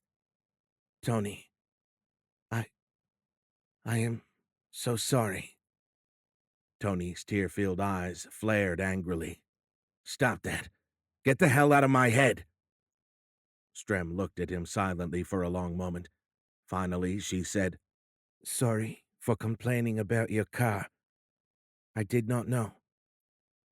When Tony didn't respond, Strem turned and stared at the desolate terrain scrolling across the passenger window. She batted tears from her eyes. He felt guilty for snapping at her. The Studebaker gently rocked, and Strem flinched as the other car shot past them, traveling in the opposite direction. Hoping to change the subject, Tony gestured toward the terrain. "Are there deserts on your home world? On Argonia?" Strem wiped her cheeks again and then nodded. "Parts of it, yes. I grew up in a region much like this." Since they'd fled Roswell, the woman's English had continued to improve, although she still had a thick Afrikaner-like accent. Strem turned her sorrowful eyes toward him again. He saw more apologies forming on her lips, but then her eyes widened and her head snapped forward as the car crested another hill. Ahead, the road fell away precipitously, beginning a zigzagging course toward their now visible destination. Happy for the distraction, Tony smiled and pointed at it. "There she is. Hoover Dam." Strem looked at him for a long, silent moment. Then she nodded. "Okay. How are we going to get in?" Tony held up the brochure he'd grabbed at the last service station. "According to this thing, the last tour starts at 5 p.m. He looked at his wristwatch. "That leaves us 15 minutes. An hour later, Tony and Strem stood in the center of Hoover Dam's massive generator room. A giggling little boy pointed at Strem's ill-fitting khaki pants. "Hey, lady, expecting a flood?" She glanced toward the generator room's back wall with a confused look. Hoover Dam formed that end of the large room. She tilted her head and looked back to the boy. "No, your dam is structurally sound. I don't think it will fail." The boy rolled his eyes and then looked as if he was ready to say something else, but Tony waved at him dismissively. "Scram, kid." The little boy laughed and ran back to the tour group. Their guide raised an arm. "Now, if you'll follow me, folks, I'll show you the dam inner workings." The man smiled at his overused play on words. Tony rolled his eyes and looked at Strem. She suddenly coughed and winced. Tony placed a hand on her elbow. "Are you okay?" An odd look crossed Strem's face, but then she nodded. They wore matching his and her Hawaiian shirts and khaki pants, clothes that Tony had pulled from his closet. Strem was taller than his wife had been, but the sight of those clothes and their associated memories still tore at his heart. Not wanting to start down that path again, he shifted his focus to the tan canvas backpack that hung from Strem's shoulder. He tugged it and pointed to a side door. She nodded and then coughed again. Seeing Tony's concern, Strem said, "I am fine, but we are running out of time." Tony returned the nod. For all he knew, the military might be hot on their heels, and he had no idea what they might be doing with the antimatter chamber. He guided her to the back of the group.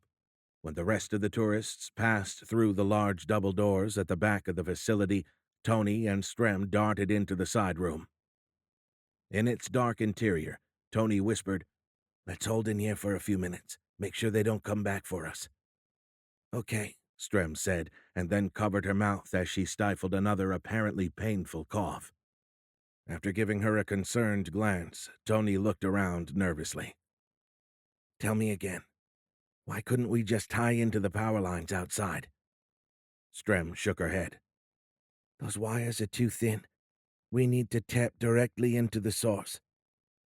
Well, I don't know if you noticed, but this place has armed guards. This could end badly. She cocked an eyebrow. Yes, it could. Her tone told Tony that she wasn't talking about the guards or anything in the state of Nevada. Well, her tone and the state-sized mushroom cloud that the tiny machines suddenly pumped into his mind's eye. Tony frowned. Not helping. A moment later, they peered from the small room and scanned the cavernous facility.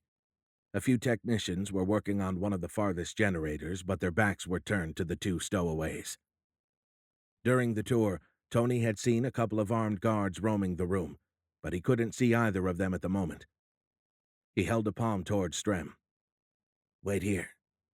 Then Tony pointed to the corner behind the nearest generator. I'll go first. Strem nodded. Be careful. Tony scanned the facility again and then returned the nod.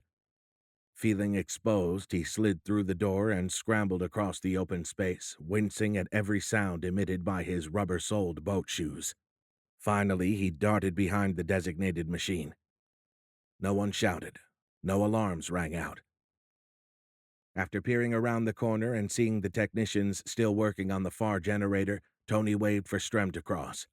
She scurried to his hidden corner. Again, no alarms raised. Without hesitation, Strem stepped up to the top of the massive hydroelectric turbine.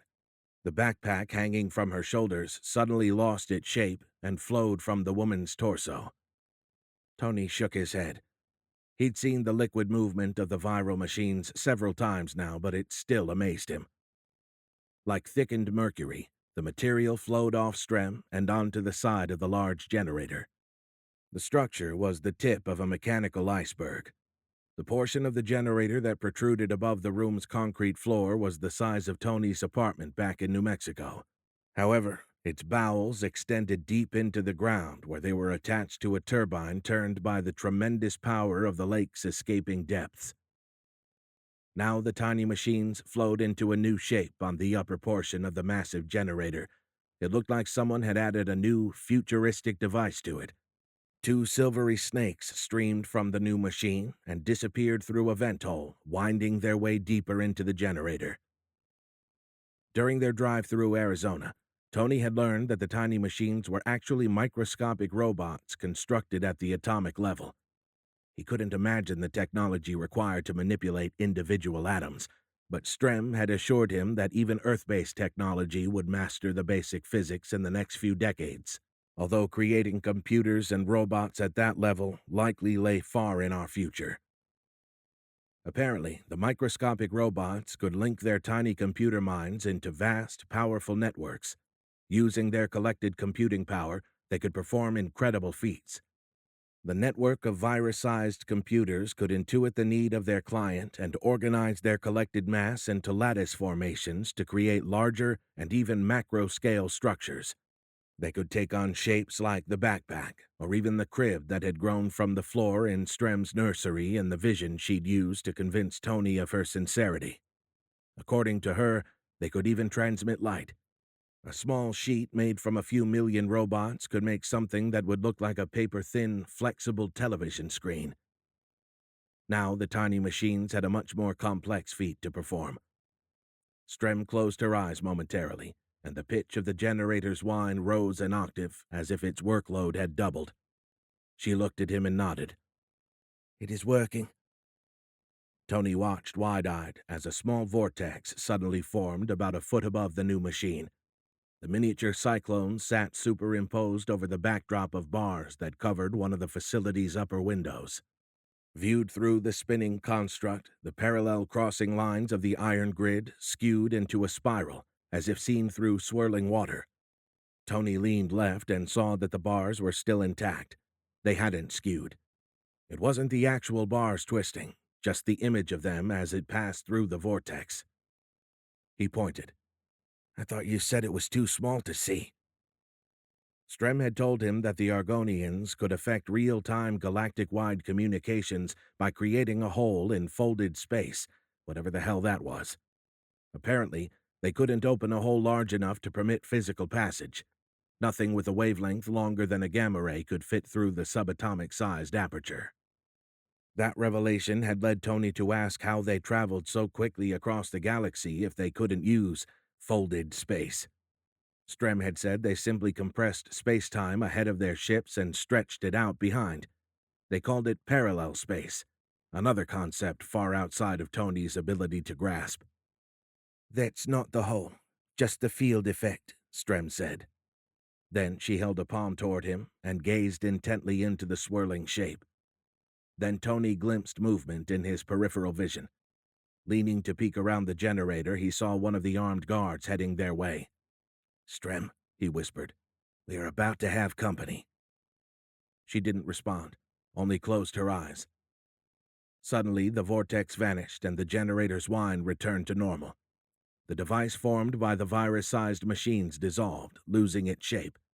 The silvery material flowed down the side of the generator and started to cross the floor toward her. "Strem," Tony whispered urgently. Suddenly, the mass split in half, and the closer portion flowed over his boat shoes and sped up his legs. Tony felt panic trying to take him. Then he heard Strem's voice in his head. "Don't move. Don't talk." The mercurial material flowed up his chest. Then, to Tony's horror, it covered his face as well. "Don't move," Strem silently urged. The guard rounded the generator and stopped, looking directly at the two of them. No, not at them, through them. The surprise Tony had expected to see on the man's face didn't manifest. After a long moment, the guard shook his head and then walked away. Tony's mouth fell open. He looked toward Strem. "Jeez," he whispered. "That was—" He stopped mid-sentence and started looking around. "Where'd you go?" Suddenly, a portion of the back wall moved. Tony blinked several times as his eyes struggled to find the right focal length. That part of the wall seemed too close, making his eyes cross uncomfortably. Then a light cough came from right in front of him. A human-shaped portion of the background shook in unison with the spasm. Then the displayed image of the back wall's bricks drained from the top of Strem's head. Her face contorted as she stifled another apparently painful cough. Tony saw the machines were flowing off of his body as well. After they had covered the two of them, the fluorescing micro-robots must have displayed an image of the background, camouflaging his and Strem's bodies perfectly, as long as they didn't move. When the machines drained from Strem's hand, she covered her mouth to stifle another cough. It came away splattered with blood. The red effluence stained her teeth and lips as well. The mercurial mass finished flowing from the two of them and rejoined, reassuming its backpack shape. Tony stepped up to her. "Strem, what's wrong?" She pulled her gaze from her blood-covered palm and looked at him. "The machines are losing the battle." "What?" "When my ship crashed, the impact almost killed me. The machines have held me together since then, but now my body is failing faster than they can repair it." "I don't understand." "I'm dying, Tony." He shook his head. No, you can't die." He tugged her elbow. "Let's get you to a hospital." Strem shook her head. No time. They are coming." "Who is coming?" "My leader, Admiral Takama. You have to tell—" Another cough cut off her words. "You have to communicate with him." Tony started to protest, but Strem turned from him and started walking toward the exit. He made a quick scan to make sure no one else had come to investigate, then he followed. A few minutes later, the pair reached the top of the dam. They had needed the micro-machine camouflage one more time along the way. Now they walked down the highway that ran across the top span of the mountain of concrete that held the Colorado River at bay, looking like a pair of drunks as they stumbled down its curved road. Several times, Strem nearly collapsed. Finally, they arrived at Tony Studebaker. Blood now flowed freely from Strem's nose and ears, scarlet tears even streaking her cheeks. Tony had no idea what to do. "This is my fault," he croaked hoarsely.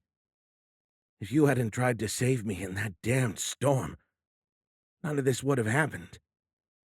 Strem looked at him with sad eyes. "No, Tony. I'm—" A gurgling, wet cough cut off her words. Then the woman's knees buckled as they walked around the back of the car. Tony gently lowered her to a seated position. Strem leaned against the Studebaker's chrome bumper. Now wheezing, she said, "Listen to me, Tony. You need to talk to my leader, Admiral Tekama. Help him communicate with your people." "You want me to be a liaison?" Strem looked confused for a moment. Tony sensed the machines translating the word.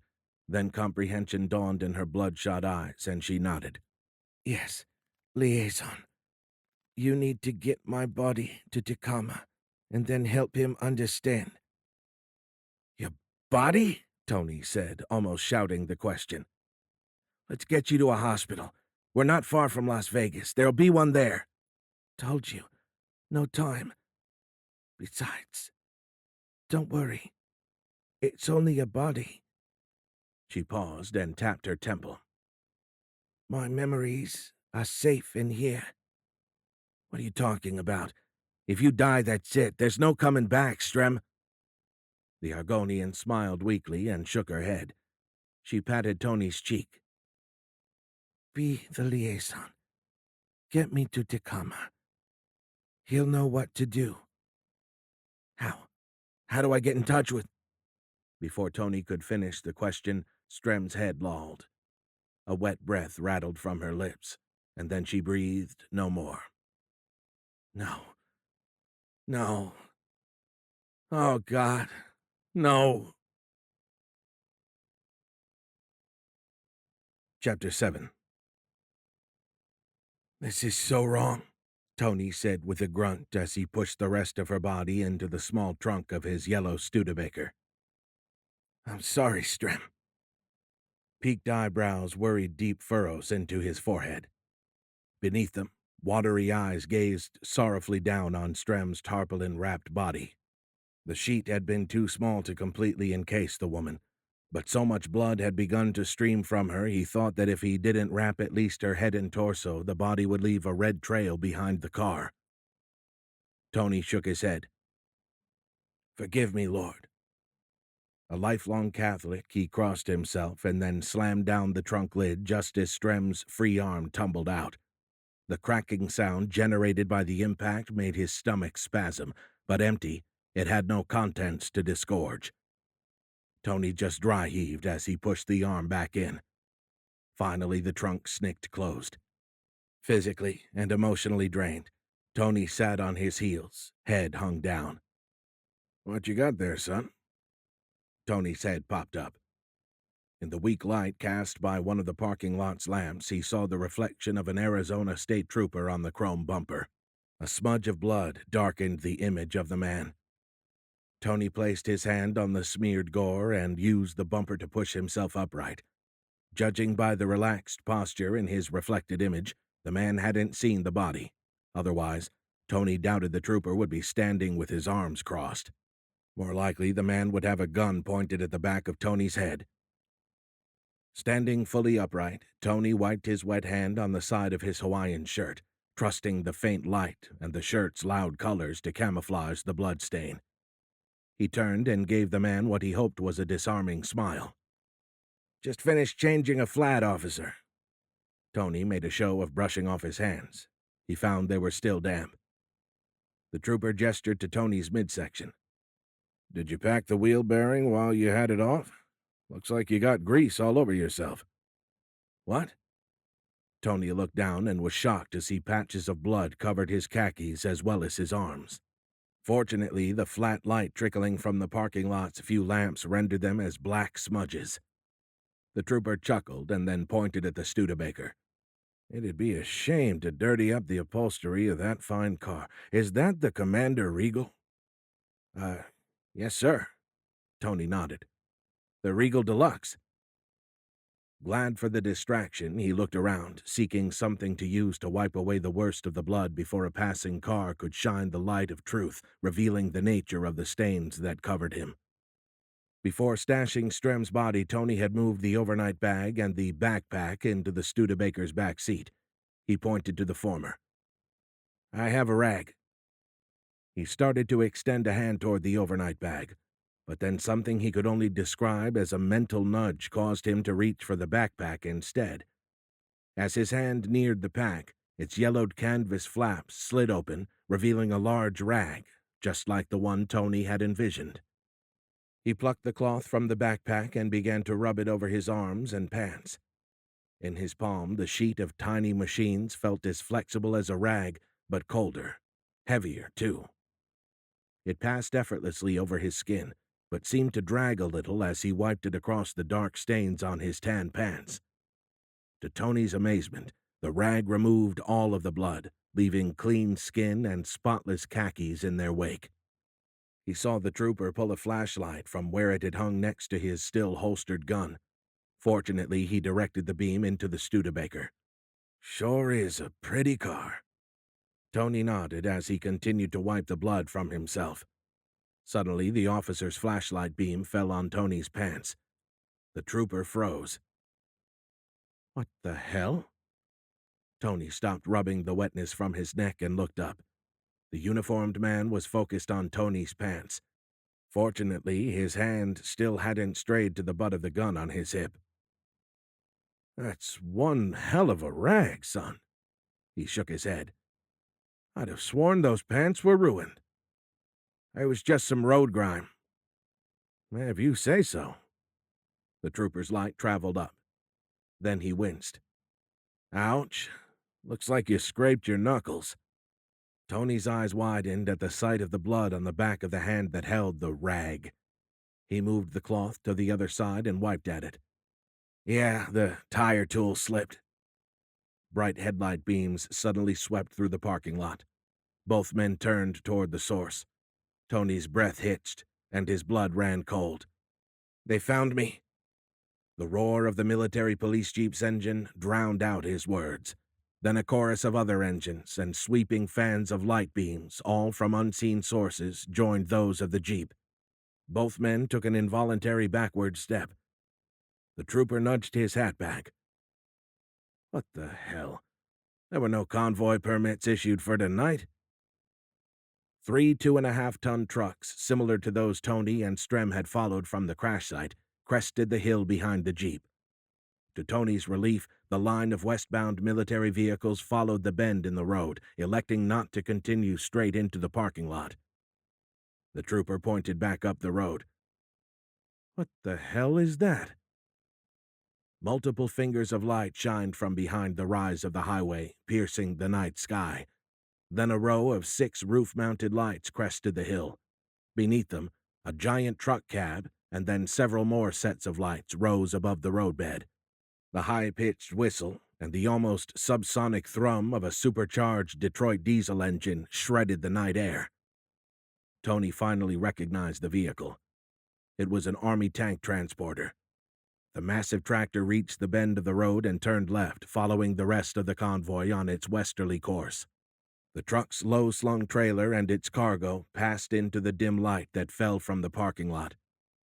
Tony blinked and flinched, staring in open-mouthed amazement. Instead of a tank, the truck was hauling a large, wide load. A massive tarpaulin, similar to the one that currently nestled Strem's ruined body not 5 feet away, concealed the trailer's cargo. But its top had a dome shape. To anyone else, it probably looked like a tank of a different sort, one made for holding water or fuel. But Tony knew that profile. It was burned indelibly into his mind. The crashed saucer. Strem's ship.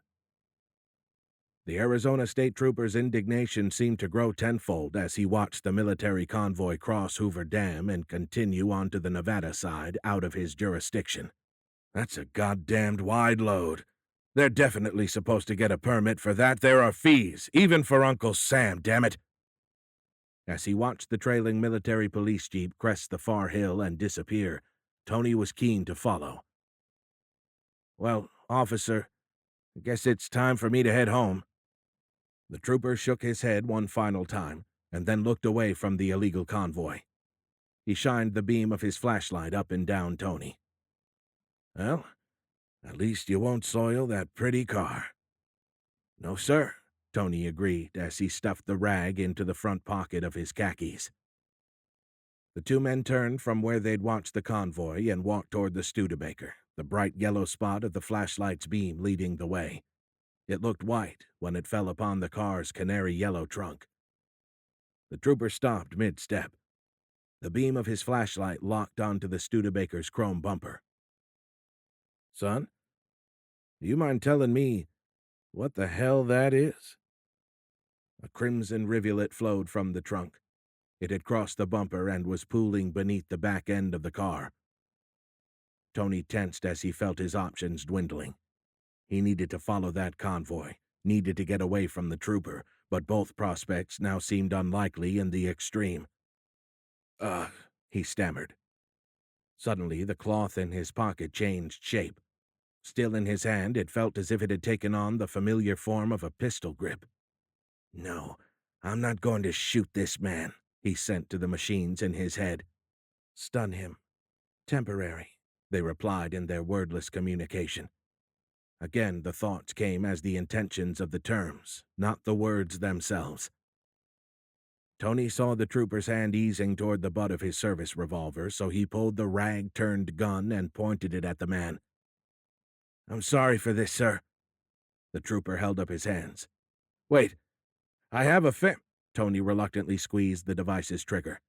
With a loud snap, two wires launched from the silver pistol. Their ends appeared to burrow through the man's thin uniform shirt and embed themselves into his underlying skin. The crackle of electricity chased away the sound of the snap. Then the trooper's legs gave out and he collapsed, slumping into a twitching and groaning heap on the black surface of the parking lot. A moment later, the wires retracted back into the pistol. An urgent, wordless message suddenly echoed through Tony's head. "Run. Go now." Chapter 8. Tony watched the last of Las Vegas's city lights dwindle in the Studebaker's rearview mirror. To either side of him, a bright moon rendered the desert in monochromatic shades of gray. A couple of miles ahead of the onrushing car, the military convoy and its alien cargo crested a rise in the highway and then descended out of sight. The night birthed a sign on the right shoulder. Black letters on a white background announced Indian Springs, 5 miles. As he neared the top of the small rise, Tony glanced down at the map again. The military vehicles would likely hang a left at Tonopah and head to Reno, or continue to San Francisco. Tony looked up from the map as the Studebaker crested the rise in the road and instantly yanked his foot from the car's accelerator. Where'd they go? The convoy was gone.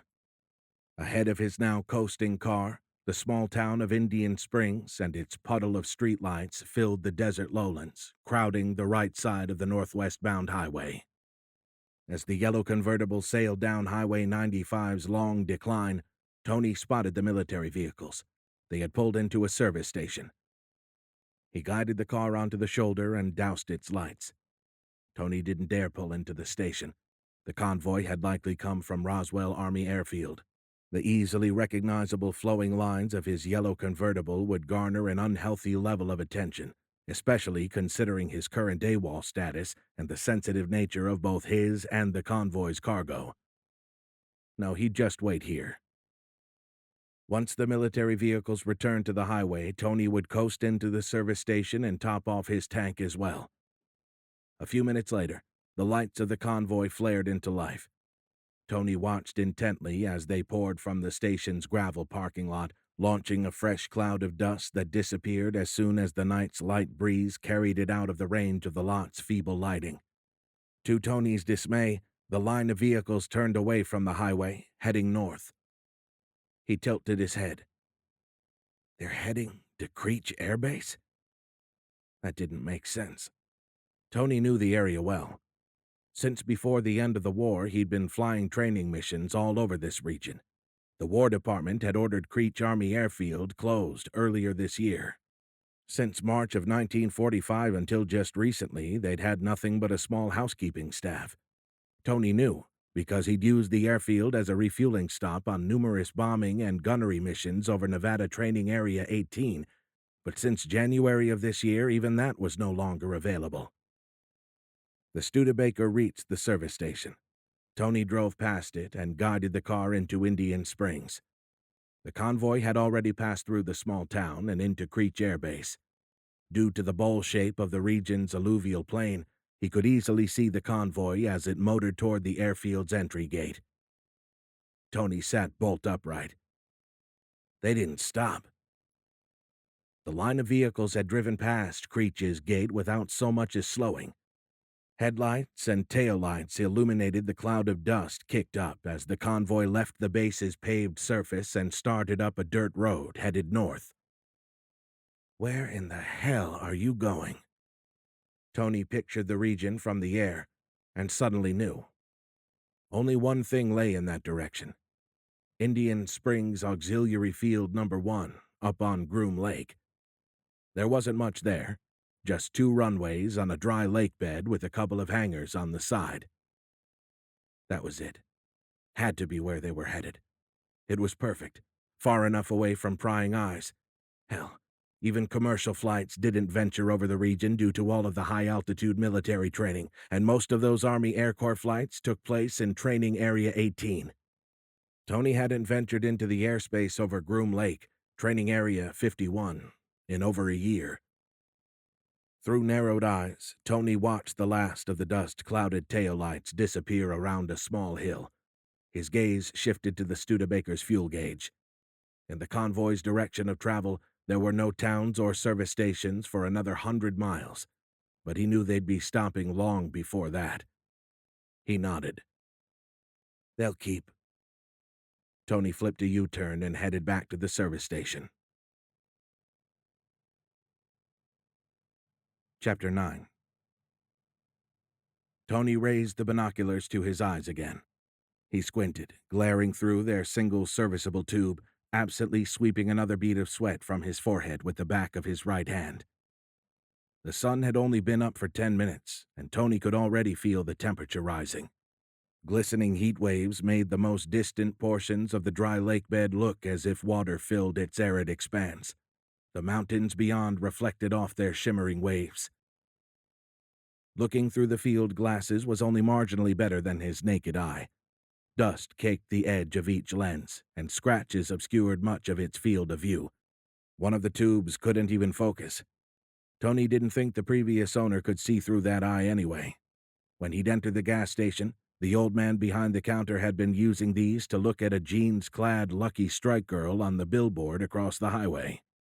Tony didn't even want to think about what the old geezer had been doing before his arrival. The acquisition of the crummy binoculars had cost Tony $20. They probably weren't worth 5 cents. He raised them up to eye level again. Peering through the good tube, he studied the hangar at the far side of the dry lake bed. The military police jeeps had parked outside. However, the 3 2.5-ton trucks had disappeared inside the large metal building. Tony had arrived at this mountain pass just before sunrise. As he neared Groom Lake, he had doused the Studebaker's lights, slowing but not stopping, until a well-lit guardhouse had slid into view. Fortunately, the 2 guards manning the checkpoint hadn't seen the car. He made a quick retreat and parked the Studebaker behind a nearby gully. Then Tony had wormed his way onto this perch. The small ledge overlooked the lake bed, but a rocky outcrop sat between him and the 2 men in the guard shack, screening him from view. He leaned forward, peering around the ledge to see if they had noticed him. "Is this Major Spinelli?" Tony flinched and scampered backward. He rolled onto his back quickly, holding the binoculars up like an improbable shield. No one stood above him. He was still alone on his dusty perch. "Where the hell did that come from?" he whispered. "Major Spinelli, I am Admiral Takama." Admiral Takama? Tony thought. "Yes. Strem told you about me." Tony looked around, desperate to find the source of the strangely accented voice, but then felt foolish as he realized it was the damned micro-machines again. "Where are you?" Tony sub-vocalized as he peered around the corner, making sure that his startled movements hadn't alerted the guards. Fortunately, they still looked bored as they stood chatting and smoking. "We are parked above one of your oceans, just outside of your atmosphere. Do you still have Strem with you?" Tony glanced back at the Studebaker and its macabre cargo. Then he nodded. "Yes, I do, but she didn't make it." "I understand." The man seemed rather nonchalant about the news. Maybe he hadn't registered Tony's true meaning. "She's dead, Admiral." "I understand," Takama repeated flatly. It may have been a limitation of the communication medium, but the reply almost sounded uncaring. The Admiral seemed disinterested in further information. Tony shook his head but continued. "I think I found the antimatter." "You have," the disembodied voice said matter-of-factly. "Wait, how do you know? And how are you communicating so well? It took Strem hours to speak this good." "Her micro-machines, I believe you called them, transferred the language data to me during the connection when Strem warned me of your situation. As to your other question, I can see you, and my ship's sensors have located the antimatter pod. It is safe for now, in a building not far from you." Tony nodded and peered through the unusable tube of the binos. "I figured it must be in that hangar." Then he heard the familiar thrumming propellers of a 4-engine cargo plane. It sounded like a C-54 Skymaster. "One of your airplanes approaches." Tony nodded. "I hear it." Then he saw light from the rising sun glint off the surface of a silver cargo plane as it crested one of the mountains that ringed the eastern edge of Groom Lake's dry bed. Tony raised the field glasses again. Then his eyes widened. "Holy shit," he whispered. He tried to quell the next thought. Tony felt certain that he could trust this admiral, but he'd sworn an oath to protect and defend, and that man was— "No!" Tony screamed inwardly at himself. "Don't even think it! Can't reveal his identity!" The Admiral's voice returned. "Who is Harry S. Truman?" Tony's eyes closed. Then he shook his lowered head. "Shit." His shoulders slumped and he sighed. He knew the Admiral was here to help, so he may as well know who else was here. Finally, Tony nodded. "That's President Truman. The leader of the United States, my country, or nation." "Your leader? You know this just by seeing the airplane?" Tony nodded. "Definitely." That was the C-118, not a C-54. Same manufacturer and similar design, but longer and sleeker than the older model. Douglas Aircraft had just begun delivering the first militarized DC-6s to the Army Air Corps that month. But this one had an eagle's face and beak painted across its nose and blue feathers on its tail. The military had only ordered one with that paint scheme, the President's, and this had to be one of its first flights. The confirmation given by Takama, coupled with this development, removed any doubt. The saucer and its wreckage were in that hangar. The long silver plane had dropped low over the lake. After reaching the western edge of the dry bed, it reversed course in a slow, graceful turn. Now headed toward the two hangars, the pilot eased the plane down. As it landed, billowing clouds of dust boiled up from all three of its large tires. The C-118 coasted to a stop between the parked jeeps and the hangar. The easterly wind carried the tan dust clouds clear. Through the one good lens of the binoculars, Tony watched a big silver door just aft of the wings swing open. A tall set of stairs rolled out of the hangar and up to the opening. A man in a tweed suit emerged, returned a salute from the men below, and then descended. While he was too far away for Tony to see his face, The curved-brimmed Stetson atop the man's head clinched it. "That is United States President Harry S. Truman, Admiral." The men waiting at the bottom of the stairs, likely Army Air Corps generals, lowered their salutes and led the president into the hangar. Then the trio disappeared, swallowed by its dark interior. From his perch, Tony couldn't discern anything inside the large metal building. Other than a flickering light from an unseen source, the hangar's interior was completely black against its bright exterior and adjacent light bed. He was about to report as much when the Admiral spoke up, his words suddenly animated and urgent. "We have a problem. The internal temperature of the antimatter chamber is rising." Tony remembered the vision of a New Mexico-sized mushroom cloud expanding above the continent. "Oh, shit," he whispered. He raised the binoculars again. Light still flickered in the hangar's dark interior. His eyes widened with sudden comprehension. "They're trying to open it with a cutting torch." "Go now, Major Spinelli. I am on my way, but I fear I may not arrive in time. Whatever they are doing, you must disrupt them." Tony leaped to his feet and sprinted back to his car. He'd closed the roof of the convertible before driving up the dusty road. He hopped behind the wheel in the car's already warming interior and fired up the engine. A moment later, he was barreling up the dirt road. When Tony rounded the corner, the two military policemen guarding the gate turned from the sight of the president's plane. The taller of the two men threw down his cigarette and held up a hand for Tony to stop. The wooden gate arm sat between two cliff walls where the road passed through a narrow ravine, so going around it wasn't an option. Tony floored the accelerator, gesturing wildly for the man to get out of the way. The military policemen didn't move. Laying on the horn, Tony shouted, "Get the hell out of the way!" He was about to lift his foot from the accelerator when the man finally dove for cover. Tony winced as the Studebaker slammed through the wood plank that served as the gate, but then the Admiral's voice returned. "Hurry, Major. The chamber's internal temperature is reaching critical levels." Suddenly, a hole appeared in his windshield. Then it sounded as if his car had backfired. Tony looked over his shoulder and saw white light shining through a matching hole in the convertible's black ragtop.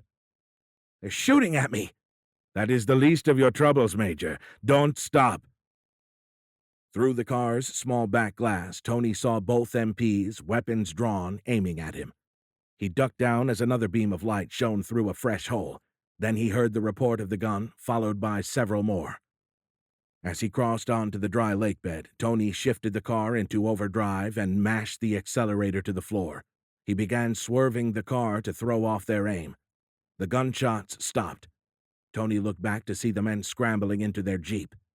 The Admiral's insistent voice returned. "Hurry, Major. You must disrupt them before it's too late." Tony shook his head. 2 miles of flat sand lay between him and the hangar. His speed had topped out at 70 miles per hour. Good thing he'd opted for the overdrive. Without it, the car would have done well to top 50. He lay on the horn, hoping the sound would reach the hangar and pull the men inside away from their work in time. In his side view mirror, Tony saw the MP Jeep emerge from the rooster tail of dust kicked up by his speeding Studebaker. He was surprised to see that they were gaining on him. The military 4x4 must have been modified for speed. Ahead, Tony saw movement at the base of the president's airplane. Now less than a mile away, he saw 2 men start walking toward him with arms raised, motioning for him to turn back. Tony flinched as his left mirror shattered. The reports of more gunfire came from behind him. He heard the pop of a bullet striking the trunk and gnashed his teeth as he pictured it punching through Strem's poor body. Peering over the edge of the metal dash, Tony rocked the steering wheel left and right. Then the men ahead of his swerving, speeding car stopped waving and pulled out their sidearms and began to fire as well. Tony ducked just as 2 new holes appeared in the windshield, raining glass shards down on him. "Stop shooting at me! I'm trying to save you, damn it!" The Studebaker's blaring horn and the staccato reports of multiple gunshots drowned out his words. Then Tony heard the sound of popping metal again, this time from the front of the car. He ventured a peek above the dash. Steam boiled up from under the car's hood, washing across the windshield. The engine began to stutter, and the horn fell silent. "Shit!" Tony tried to press the accelerator harder, but it was already mashed to the floorboard. The engine continued to hitch, further slowing the Studebaker. Suddenly, the shots fell silent both fore and aft. Tony hazarded a glance above the dashboard. He swerved, narrowly avoiding running over the two Secret Servicemen. They stood transfixed, looking up, slack-jawed, weapons hanging limply at their sides. In a fractured remnant of his side-view mirror, Tony saw the Jeep slowing, its occupants looking up with open-mouthed amazement as well. Ahead, light still flickered in the portion of the hangar visible through its open doors. Finally, the last of the Studebaker's inertia carried it through them into the dark interior of the large metal building. Strem's ship sat in the hangar's back corner. In front of it, flaring yellow light silhouetted several men. The rushing roar of an industrial cutting torch drowned out even the Studebaker's roughly idling engine. Then the car died with a final backfire. The ring of goggle-clad men flinched at the loud report. The cutting torch flickered and then died, plunging the hangar's interior and its occupants into a dark, silent void. The arc of men turned as one toward the new arrival. As they did, Tony glimpsed the black sphere between them. The top surface of the antimatter chamber glowed cherry red. Still sitting in his steaming, bullet-ridden Studebaker, Tony held a hand out of the driver's door window. "You need to stop doing that." The men pulled off their dark goggles, but instead of looking at Tony, they turned and stared outside. Tony exited the steaming car and saw President Truman step out of the center of the group. He, too, stared past Tony. What in tarnation happened? Now that his ears had adjusted, Tony heard a new sound filling the air, an almost inaudible deep hum that set his teeth on edge. He could feel it vibrating his bones. Before Tony could turn to see what the president was looking at, the man who'd been operating the industrial cutter jumped back. "What the hell?" he shouted, stumbling backward. The still glowing black sphere had lurched into the air. It hovered over the man's head for a moment, and then rocketed toward Tony. He flinched, but the black orb passed over his head and disappeared behind him. Tony turned to look outside. "What?" His words died. The sandy, dry lake bed looked dark as night, but the surrounding mountains still sat bathed in the sun's brilliance. The bone-rattling hum faded and died. Then Admiral Tekama's strangely accented, disembodied voice returned. "Excellent work, Major. The antimatter containment chamber has stabilized. The temperatures are dropping below critical." Tony walked through the hangar door with the group of men. Emerging into the darkened desert, he looked up and stopped mid-step. A curving, dark surface blotted out the entire sky. Tony felt his pulse race at the sight of something so large silently hovering only a couple of 100 feet above his head. His eyes frantically scanned the smooth, black surface, looking for a point of reference. The mountains to his left and right still sat in sunlight, but the shadow of the thing extended to the edge of the dry lake bed. Miles wide, the silently hovering monstrosity appeared to be as large as Groom Lake. An odd pattern traced jagged lines along the black, curved surface of the ship's belly. After a moment, Tony realized it was an inverted reflection of the mountains that ringed Groom Lake. However, just as he'd seen on the crashed saucer, the reversed colors and the black hole sun reflected on the skin made it look like a city-sized photo negative. Suddenly, a portion of that skin directly overhead vanished, revealing a rectangular hole in the bottom of the ship. Then something emerged from the opening. All of the men took an involuntary backward step. Like Superman coming in for a landing, a man minus the cape slowly descended feet first as if suspended by invisible strings. President Truman spoke up. "Put those away, idiots!" Tony blinked and looked over to see the Secret Servicemen raising their pistols. He extended an arm and opened his mouth to yell at them, but then the weapons snapped from their hands as if yanked out by a giant rubber band. In an instant, they passed the descending man, heading in the opposite direction. Tony soon lost sight of the guns as their dark surfaces became indiscernible from that of the ship. The lowering man wore a flamboyant uniform that would have looked right at home on a Buck Rogers set. A moment later, he touched down light as a feather directly in front of Tony and dipped his head a degree. "Major Spinelli," he said with an accent similar to Strem's. "It is a pleasure to finally meet you." Tony stood open-mouthed, unsure of what to say. He could feel the eyes of the surrounding men on him, including those of the President of the United States. The strangely dressed man held out his hand and nodded toward it. "I believe this is your customary greeting. I am Admiral Takama." Tony hesitantly accepted the proffered hand and shook it. "Pleased to meet you, sir." The President and his Secret Service men, as well as the generals to his side, exchanged confused glances as they cycled between looking at Tony and the Admiral and then up at the belly of the hovering monstrosity. The President appeared about to speak when the Admiral turned to him and offered his hand. "Hello, United States President Harry S. Truman." The President hesitated. The two Secret Service men moved to stand between them, but then Truman shoved them aside and stepped forward. He took the Admiral's hand, shaking it vigorously. When he spoke, his voice had its familiar nasal Midwestern accent. "I can't tell you how happy I am to hear that's not a Russian accent, Admiral." Chapter 10. "That's one hell of a collection, Admiral," President Truman said. The two men stood side by side in front of the long, curving surface that formed the back of the Admiral's office. Several weapons adorned the wall, everything from small arms with vaguely familiar designs to larger alien devices. Tony would have been lucky to correctly identify the business end of most of the weapons. Positioned behind the pair of leaders, he stood next to the two generals that had welcomed the president and nearly overseen the destruction of a goodly portion of the old USA. Truman pointed to one of the displayed weapons. "That one looks very familiar." Takama nodded. "It is one of my favorites. Ancient. Several tens of thousands of your years." He paused and gave the president a meaningful look. "It was constructed by our ancestors." Tony blinked and did a double-take. The weapon appeared to be only a few years old, and with a couple of exceptions, it looked like something you could buy today on Earth. The president nodded contemplatively. "I have one very similar." Takama returned the nod and pointed to Truman's side. "Yes, I believe it's right there."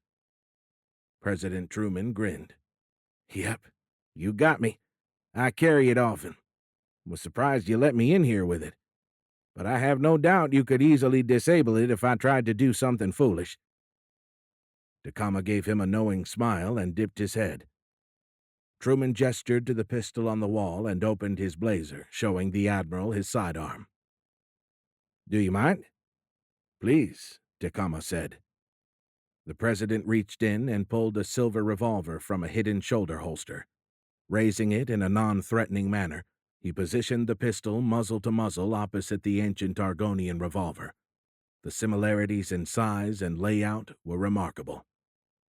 Truman grinned and said, "This one is tens of thousands of years newer. It is an original 1873 model, the first year Colt made the single-action Army revolver. That makes it about, 74 years old." He paused, raising the Colt a shade and then smiling wryly. "One whole year older than me." Takama nodded appreciably. Then he gestured to the collection of weapons. "I keep these as a reminder of our violent beginnings, so that I remember our base," he frowned, "our base nature." President Truman, the first and only man ever to order a nuclear attack, nodded thoughtfully. Then he turned and offered Takama his antique Colt revolver. "Please accept this pistol as a gift, Admiral." Takama looked uncomfortable for a moment, but then he smiled and took the offered revolver. He stepped up to the display and made a show of positioning it muzzle to muzzle opposite the Argonian one. Tony saw the other men do a double take when the wall changed shape to support the new item. The Admiral stepped back.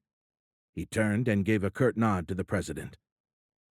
"Thank you, President Harry S. Truman." Truman smiled broadly and stuck out his hand. "Call me Harry." Takama nodded and shook it. Then he gave the President a crooked grin. "Okay, Harry. You can call me Admiral." Truman blinked, and his smile faded a notch. After an uncomfortable silence, the President released the man's hand and stepped back. A hard, serious expression took over his features. "All right, Admiral. What do you want from us?" He pointed to Tony. "Thanks to Major Spinelli, I do understand why you came here in the first place. But why have you invited us onto your ship and into your office? What do you intend?" The Admiral nodded. "I shall tell you." He gestured to the room's occupants and then to the smooth expanse of open floor. "Gentlemen, please have a seat." The generals and the President exchanged confused glances. Then they stepped back as sections of the deck suddenly raised, flowing into the shape of chairs. Tony had seen this in the vision of Strem's home. It looked like a time-lapsed film of a melting ice sculpture run in reverse and greatly accelerated. 2 chairs manifested facing Takama's dark, wood-grained desk. An additional 2 seats formed left and right of the pair, but farther back.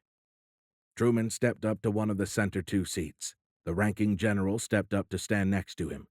The Admiral shook his head. "No, this is for Major Spinelli." Tony felt his face redden as everyone turned to look at him. He shook his head and stepped back, gesturing toward the seat. "No, thank you, sir." Takama held up a hand, cutting him off. He hoisted an eyebrow. "This is not a negotiation, Major." The Admiral held out both hands. "Everyone, please sit." He regarded Tony with the eyebrow again and pointed for him to sit next to the President. Tony stepped up to the indicated seat and cast an apologetic glance at the generals. As everyone sat, Takama pointed at Tony. "My liaison, Major Spinelli, has already told you that we are of the same people. I believe that humans, as you call yourself, are descendants of a lost Argonian colony." Truman tilted his head. "That makes no sense. How do you misplace an entire colony?" The Admiral spent the next several minutes briefing the President on the history of the Argonian people and their development, how they began to spread across the galaxy tens of thousands of years ago, not long after the making of the ancient revolver that now rested across from the Colt. Near the end of the briefing, a room-spanning model of the Milky Way galaxy popped into existence over their heads. At first, Tony thought it was another trick of the micro-machines in his brain, but then he saw the other men staring up at it with open-mouthed wonder. He reached overhead and probed the glowing dust of stars. Unlike the virtual images, the light of these stars illuminated his hand. However, they didn't react to his touch. The mottled points of light appeared to pass right through his fingers. As he finished his briefing, Takama extinguished the large rendering of the galaxy and looked at Truman with raised eyebrows. "Your thoughts, Harry?" The President nodded ponderously. Then a smile crept across his face. "So you're saying that humans, Argonians, rule the galaxy?" The Admiral suddenly looked as if he'd tasted something sour. He shook his head. "Not rule. Administer. Yes, I believe that is the appropriate word." "And you're saying there are other intelligent species out there?" President Truman said, pointing up. The Admiral nodded. "Yes, thousands of them." "They all get along? They're all peaceable?" Takama considered the question for a long moment. Finally, he shook his head somberly. "Not all could be labeled peaceable, but things have been peaceful for quite a long time." Before the president could comment, the admiral continued. It is unfortunate that we found you at your present level of development, both economic and cultural. Had we discovered you sooner, we could have re-assimilated you more easily. As it is, I am afraid we'll have to use the standard... He paused, appearing to search for the word. Admiral Takama reached out to Tony via their connection, sending him the impression of the word he sought. Integration? Tony said, not completely sure that had been correct. Takama nodded. Yes, the standard integration program. Tony blinked, shocked by the underlying meaning conveyed by Takama's impression of the word. President Truman tilted his head. Integration program? Integrating what? Takama smiled. Earth, humanity into the galactic government.